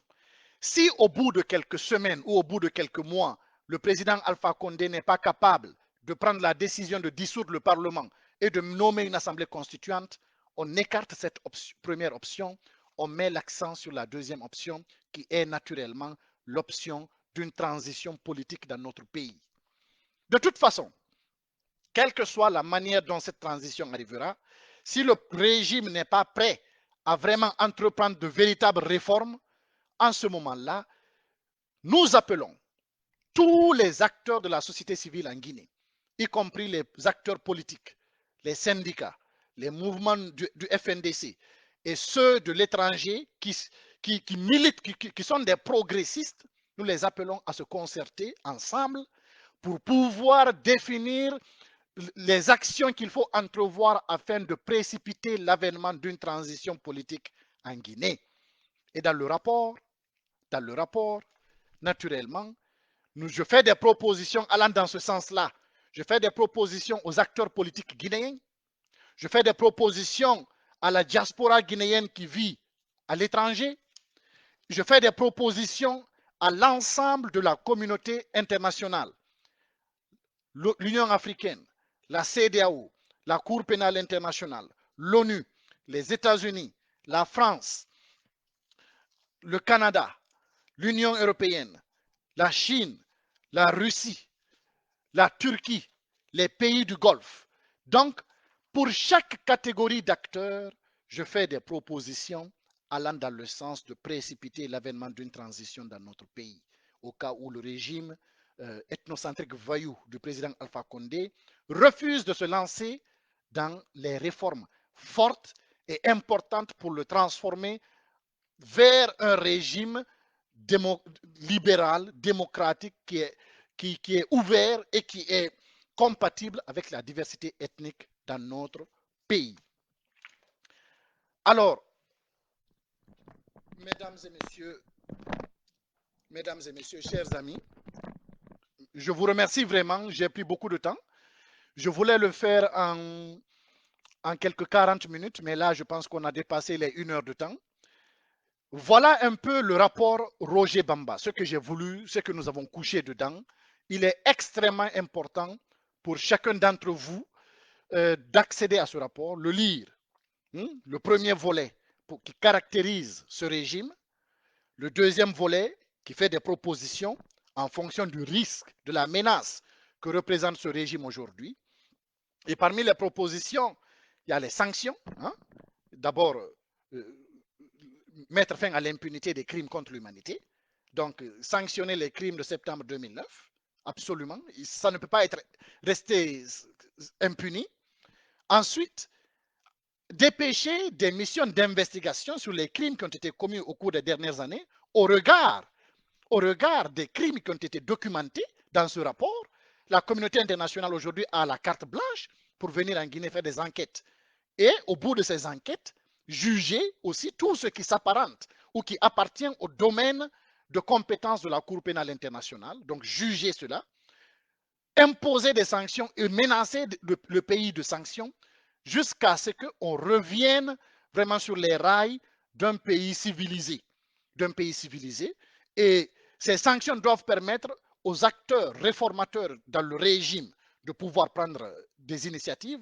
S'ils sont incapables, en ce moment, l'ensemble de la société civile guinéenne, y compris les acteurs politiques, les syndicats, les Guinéens de l'intérieur comme ceux de la diaspora, nous sommes appelés à précipiter l'avènement d'une transition politique en Guinée et tout est à l'intérieur, tout est à l'intérieur. Et je vous invite profondément à accéder à ce rapport, à le lire. Un rapport qui est facile à lire, 56 pages, mais facile à lire et qui contient des références pertinentes, qui est exploitable par tous les organismes internationaux aujourd'hui. En ce qui nous concerne, moi et mon mouvement, la Ligue des démocrates réformistes de Guinée, vous aurez compris, à partir d'aujourd'hui, un autre travail commence. C'est le travail justement de mettre à la connaissance de la communauté internationale ce rapport et son contenu et de faire le suivi. Il faut absolument qu'on fasse le suivi. Le monde aujourd'hui, très malheureusement, est dans une situation difficile pour la majeure partie de nos partenaires avec cette pandémie internationale. Mais nous n'allons pas lâcher. La pandémie ne fait qu'aggraver la question des droits de l'homme au sein de l'humanité et plus particulièrement en Guinée. Le président Alpha Condé a eu la carte blanche depuis trop longtemps. Il faut mettre un terme. Ce qui se passe aujourd'hui en Guinée, c'est des pratiques d'un autre âge, d'un autre monde. Nous ne pouvons pas tolérer cela au regard du droit international. Je vous ai cité tous les principes internationaux que ce régime est en train de violer. Plus de 10, j'ai compté ici plus de 10 conventions internationales que le régime viole régulièrement. Conventions internationales. Ça ne peut pas rester impuni. Nous ne sommes pas la Corée du Nord. Même la Corée du Nord respecte certains principes internationaux. La Guinée ne respecte aucune. J'en ai cité 10 sur les droits de l'homme. Donc, à un moment donné, il faut agir. Et ce rapport est un plaidoyer pour le droit international, pour le système international, pour la communauté internationale.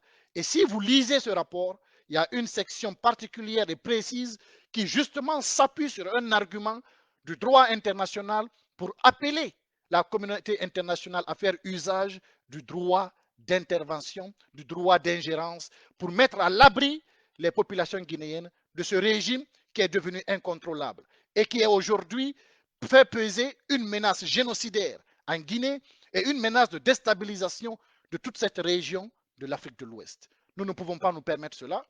Il y a eu trop d'investissements pour la paix et la sécurité en Afrique de l'Ouest. Ce n'est pas Alpha Condé et son régime qui vont mettre cela, qui vont nous ramener en arrière. Il faut absolument se débarrasser de ce régime qui est devenu extrêmement sale. Extrêmement sale. Voilà, encore une fois, je vous remercie. Ce fut un plaisir pour moi de partager, de présenter ce rapport. Alors, comme je disais au début de la présentation, malheureusement, pendant que je présente, je ne vois pas les commentaires. Donc, je vais aller dans un second écran pour voir les commentaires et prendre vos questions. Je vais prendre environ une dizaine de questions pour pouvoir libérer ceux d'entre vous qui sont occupés. Je vois une première question. Une première question de M. Ismaël Ibrahim Bailo Diallo. Donc, je vais lire à haute voix la question afin que tout le monde l'entende. Pensez-vous que ce rapport va pousser la communauté internationale à s'intéresser à la crise guinéenne? Monsieur Bailo Diallo, merci pour cette question. Donc, oui, en effet, pourquoi je pense que ce rapport va pousser la communauté internationale à bouger? C'est parce que, premièrement, il contient des éléments nouveaux qui prouvent les germes d'une crise génocidaire dans notre pays. Deuxièmement, oui, parce que je ne vais pas m'asseoir. Ceux qui me connaissent le savent déjà. J'ai déjà des canaux de communication bien établis avec plusieurs organismes internationaux. Je vais utiliser ces canaux et je vais aller beaucoup plus loin cette fois-ci. Je ferai en sorte de coordonner autant que possible mes actions avec d'autres organismes de la communauté guinéenne, même si vous savez, ce n'est pas toujours évident. Mais oui, je prendrai l'initiative et je m'engage absolument à ce qu'il y ait des résultats. Il y aura des résultats. Je lance un appel à tous les acteurs progressistes de notre pays à accéder à ce rapport. Je vais le faire parvenir à tous ceux que j'estime être progressistes. Lisez ce rapport, il y a des choses qu'on peut faire ensemble. Ce n'est pas le moment de se demander si vous pouvez faire mieux ou moins que l'autre a fait. Il faut qu'on travaille ensemble. Nous avons le même objectif et nous allons réussir. Donc voilà, M. Bailo, ce que je pense, ma réponse à votre question. Merci encore pour cette question. Je suis prêt à prendre d'autres questions. Si vous avez des questions, n'hésitez pas. Merci beaucoup, M. Bamamadou. Merci beaucoup. Je suis à votre écoute. Si vous avez des questions, je suis prêt à prendre vos questions. C'est un plaisir. Merci infiniment. Merci infiniment à vous qui avez pris part. Le rapport Roger Bamba, c'est unique. C'est unique en son genre dans l'environnement sociopolitique guinéen. Nous avons beaucoup l'habitude de voir les rapports de Human Rights Watch et de Amnesty International. D'ailleurs, dans le rapport Roger Bamba, j'utilise beaucoup de références de Human Rights Watch et de Amnesty International, mais il s'agit de mettre tous ces éléments ensemble pour voir la grosse image que ça donne. C'est ça le rapport Roger Bamba. Ça montre exactement ce qu'est le régime du président Alpha Condé. C'est un régime qui n'a pas sa place dans le monde civilisé d'aujourd'hui. Nous avons pu le prouver dans ce rapport, un rapport de 56 pages qui est très bien documenté et nous allons le pousser au maximum possible. Nous allons utiliser tous les canaux de communication qui existent pour le pousser au maximum possible afin de réclamer la fin de l'impunité des crimes contre l'humanité en Guinée, à commencer des crimes de septembre 2009, puis des commissions d'enquête internationales sur les crimes commis par le président Alpha Condé et son régime au cours des 10 dernières années, et puis, naturellement, la nécessité pour le régime de revenir, de cesser la violation de toutes les conventions internationales en matière de droits humains et de commerce qui s'appliquent. Donc, ça, c'est le credo de la Ligue des démocrates réformistes de Guinée. Alors, je vois une deuxième question. Oui, alors ceux qui veulent avoir le rapport par email, vous pouvez m'envoyer votre courriel, absolument. Laissez-moi votre courriel, votre email, je vais vous le faire parvenir. Et il me fera plaisir. Voilà. Encore une fois, ce rapport est un plaidoyer pour la communauté internationale, pour une intervention vigoureuse. C'est aussi un soutien à tous les progressistes dans notre pays, y compris les acteurs politiques progressistes dans notre pays. Il ne faudrait pas accepter, alors pas du tout, de jouer le jeu de ce machin qu'Alpha Condé vient de créer, cadre de concertation, machin. Ça ne sert absolument à rien tant que le régime n'est pas prêt à dissoudre l'Assemblée nationale et à organiser et à créer une assemblée constituante. Ce n'est pas la peine de négocier avec ce régime. Il est devenu extrêmement sale. Tout au contraire, s'ils ne sont pas prêts à faire de véritables changements, allons-y pour la deuxième option, l'option de la transition politique. En travaillant ensemble, on peut précipiter l'avènement de cette transition en Guinée. Nous avons les éléments d'action locaux et internationaux. À l'international, la communauté internationale est très préoccupée par la COVID-19, mais cela n'empêche pas d'agir. Il y a beaucoup d'éléments favorables à l'action au niveau de la communauté internationale. Nous pouvons travailler ensemble, sans ego. Il me fera plaisir et je suis extrêmement ouvert. Merci encore. Donc, je vais donner 10 minutes pour prendre des questions. Par la suite, on va mettre fin à l'événement. Je vous remercie. Je remercie toutes celles et tous ceux qui participent. N'hésitez pas à poser vos questions, s'il vous plaît. Toutes sortes de questions sur la situation guinéenne et en Afrique et à l'international. Il me fera plaisir de répondre. Nous avons 10 minutes. Disons 15 minutes.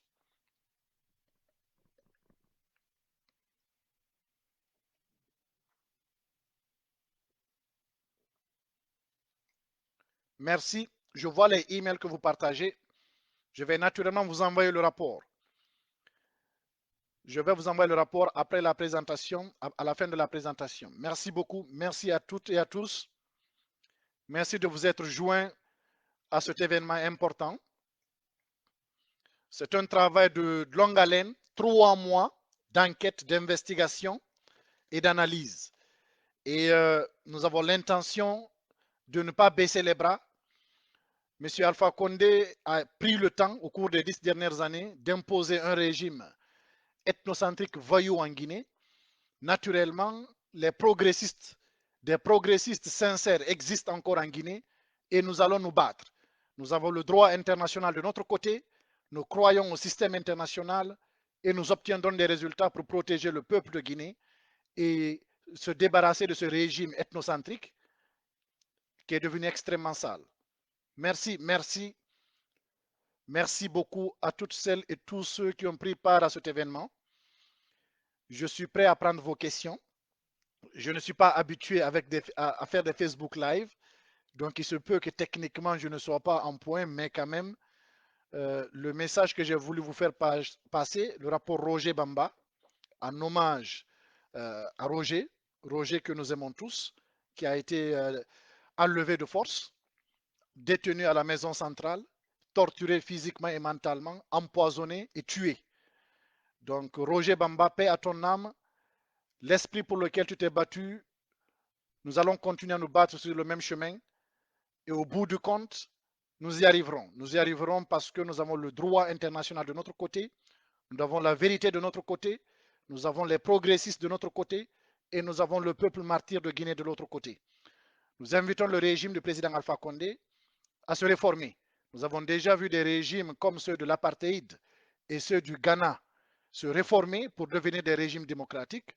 Alors s'il y a des réformateurs au sein du régime du président Alpha Condé, dans le rapport Roger Bamba, la première option concerne justement les réformes volontaires pour pouvoir revenir dans le concert des nations et quitter dans ce monde où il n'y a aucun avenir.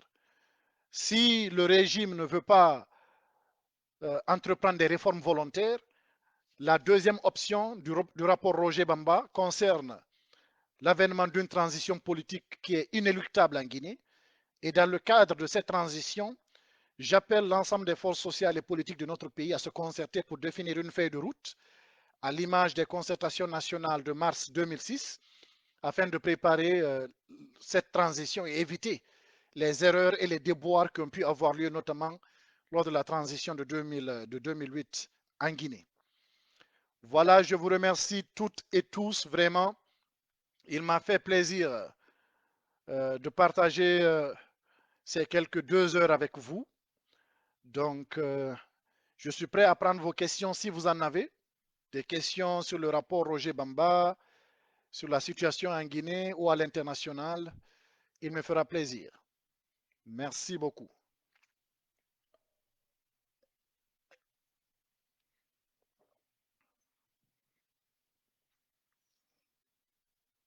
Merci à toutes et à tous. Dans quelques heures, le rapport sera publié sur le site web de mon site web personnel guinéepluriel.com. Vous pouvez y accéder. Je vais aussi le partager dans tous mes espaces. Facebook, LinkedIn, Instagram, Twitter. Je vais partager dans tous mes espaces afin que vous puissiez accéder et lire ce rapport. C'est un rapport qui est facile à lire, qui contient des références vraies et qui apporte des éléments nouveaux. Donc, c'est important de pouvoir accéder à ce rapport. Naturellement, en tant que président de la Ligue des démocrates réformistes de Guinée, je vais entreprendre des actions à partir de ce soir pour faire parvenir ce rapport à l'ensemble de la communauté internationale, faire le suivi et coordonner des actions ensemble afin d'obtenir des résultats.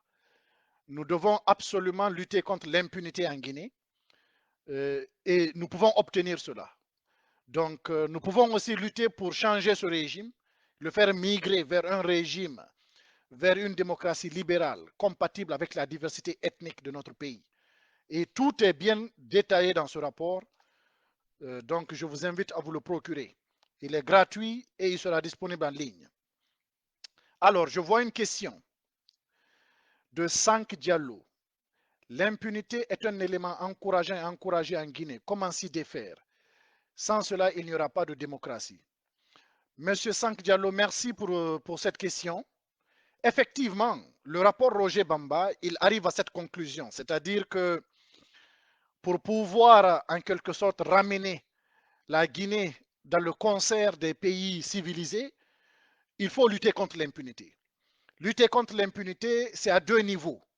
Il y a le niveau national, donc il y a des crimes qui sont commis au niveau national. Personne ne va lutter contre ces crimes si ce n'est pas nous-mêmes, le gouvernement guinéen, l'État guinéen.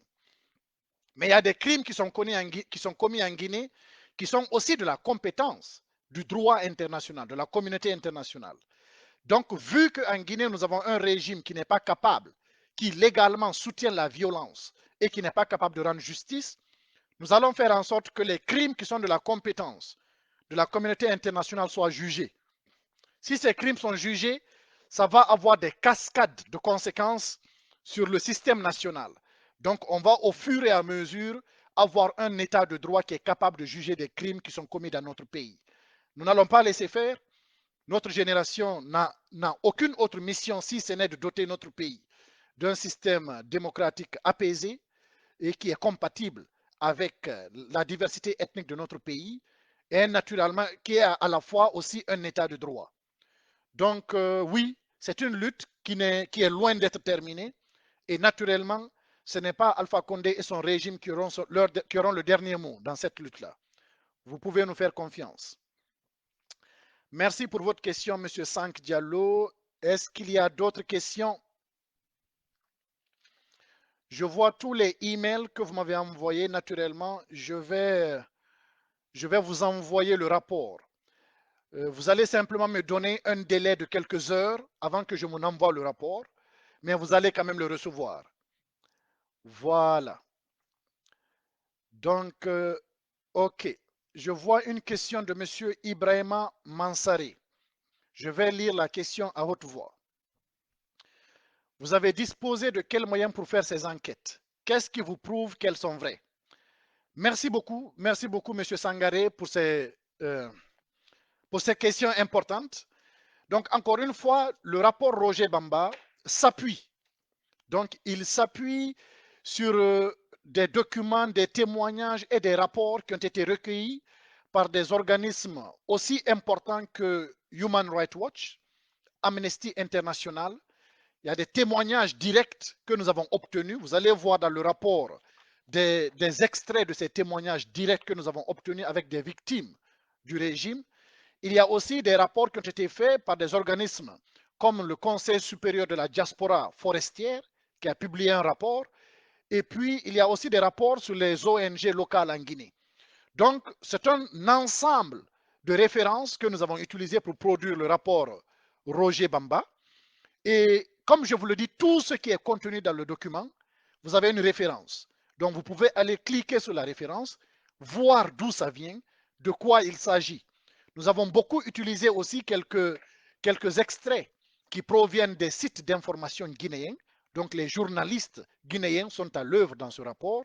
C'est un rapport complet et très solide. Voilà un peu la méthode que nous avons utilisée. Mais naturellement, nous avons pris 3 mois pour valider les informations, pour s'assurer qu'on ne met à l'intérieur que les informations crédibles et vérifiables. Parce que ce rapport, figurez-vous qu'il ira très loin. On veut se rassurer que partout où il ira, au niveau du Conseil de sécurité de l'ONU, la Cour pénale internationale, l'Union européenne, les États-Unis, le Canada, la France, l'Union africaine, nos canaux officieux de communication avec nos partenaires, il faudrait que ce rapport soit exploitable. Donc, il contient effectivement des ressources très pertinentes. Merci pour votre question, M. Sangaré. C'était une très bonne question. Voilà. Et puis, il me semble qu'il y a une autre question de M. Bailo Diallo. Vouloir précipiter une transition politique en Guinée avec le concours de la communauté internationale qui a à 2 reprises validé la violation de la constitution guinéenne. Pensez-vous pas que la population guinéenne en a ras-le-bol des promesses de la communauté internationale depuis 2008? Alors oui, M. Diallo, effectivement, M. Bailo Diallo, c'est une bonne question.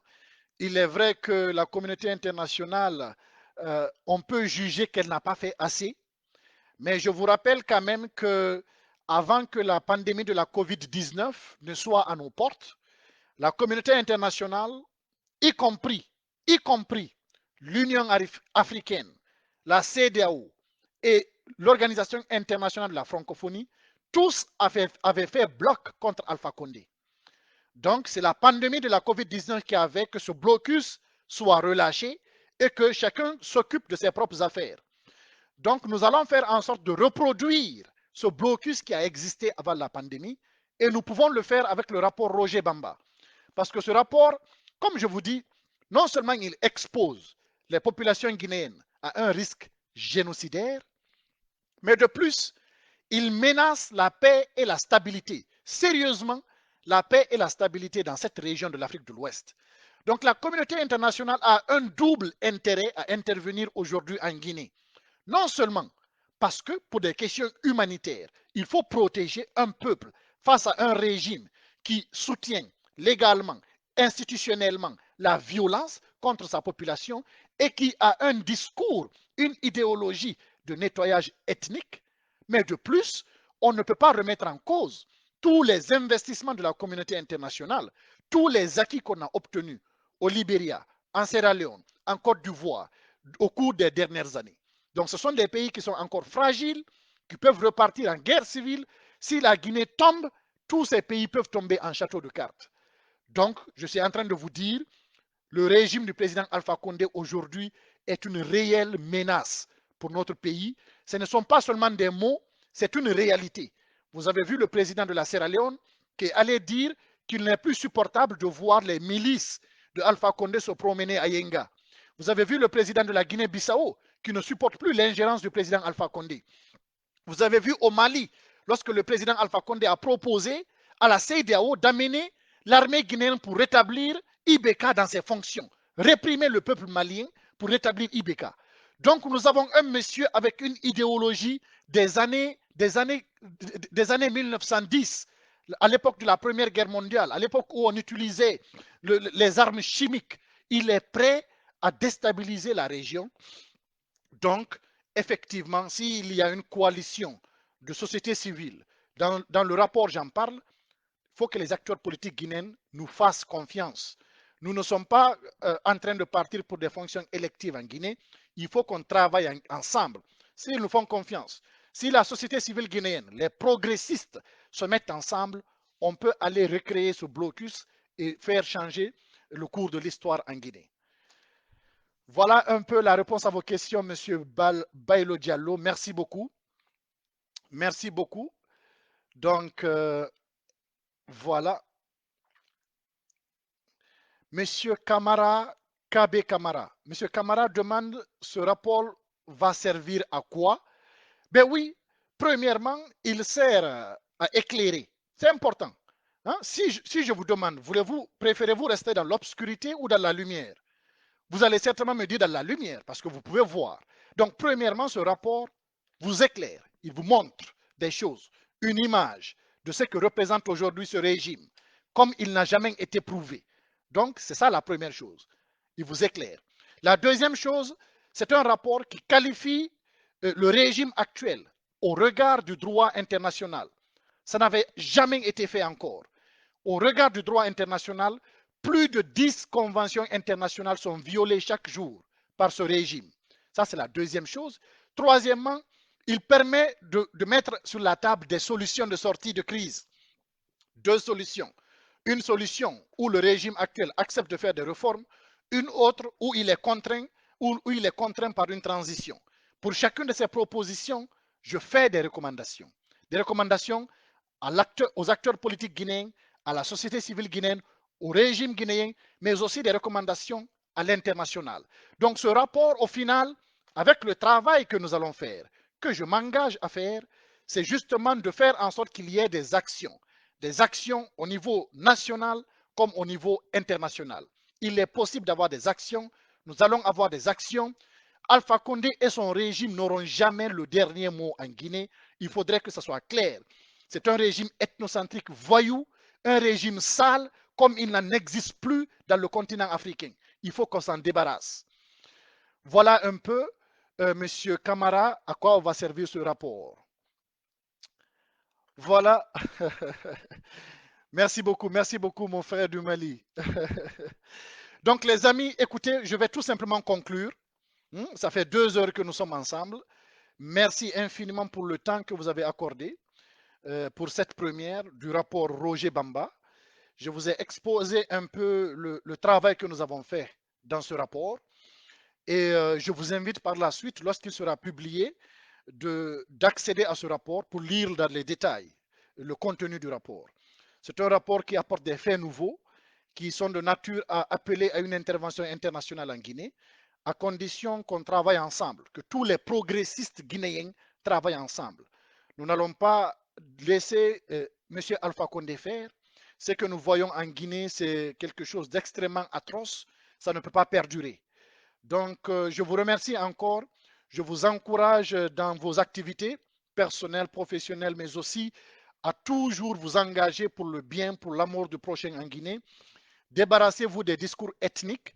Les discours ethniques en Guinée sont entretenus au plus haut sommet par Alpha Condé et son régime.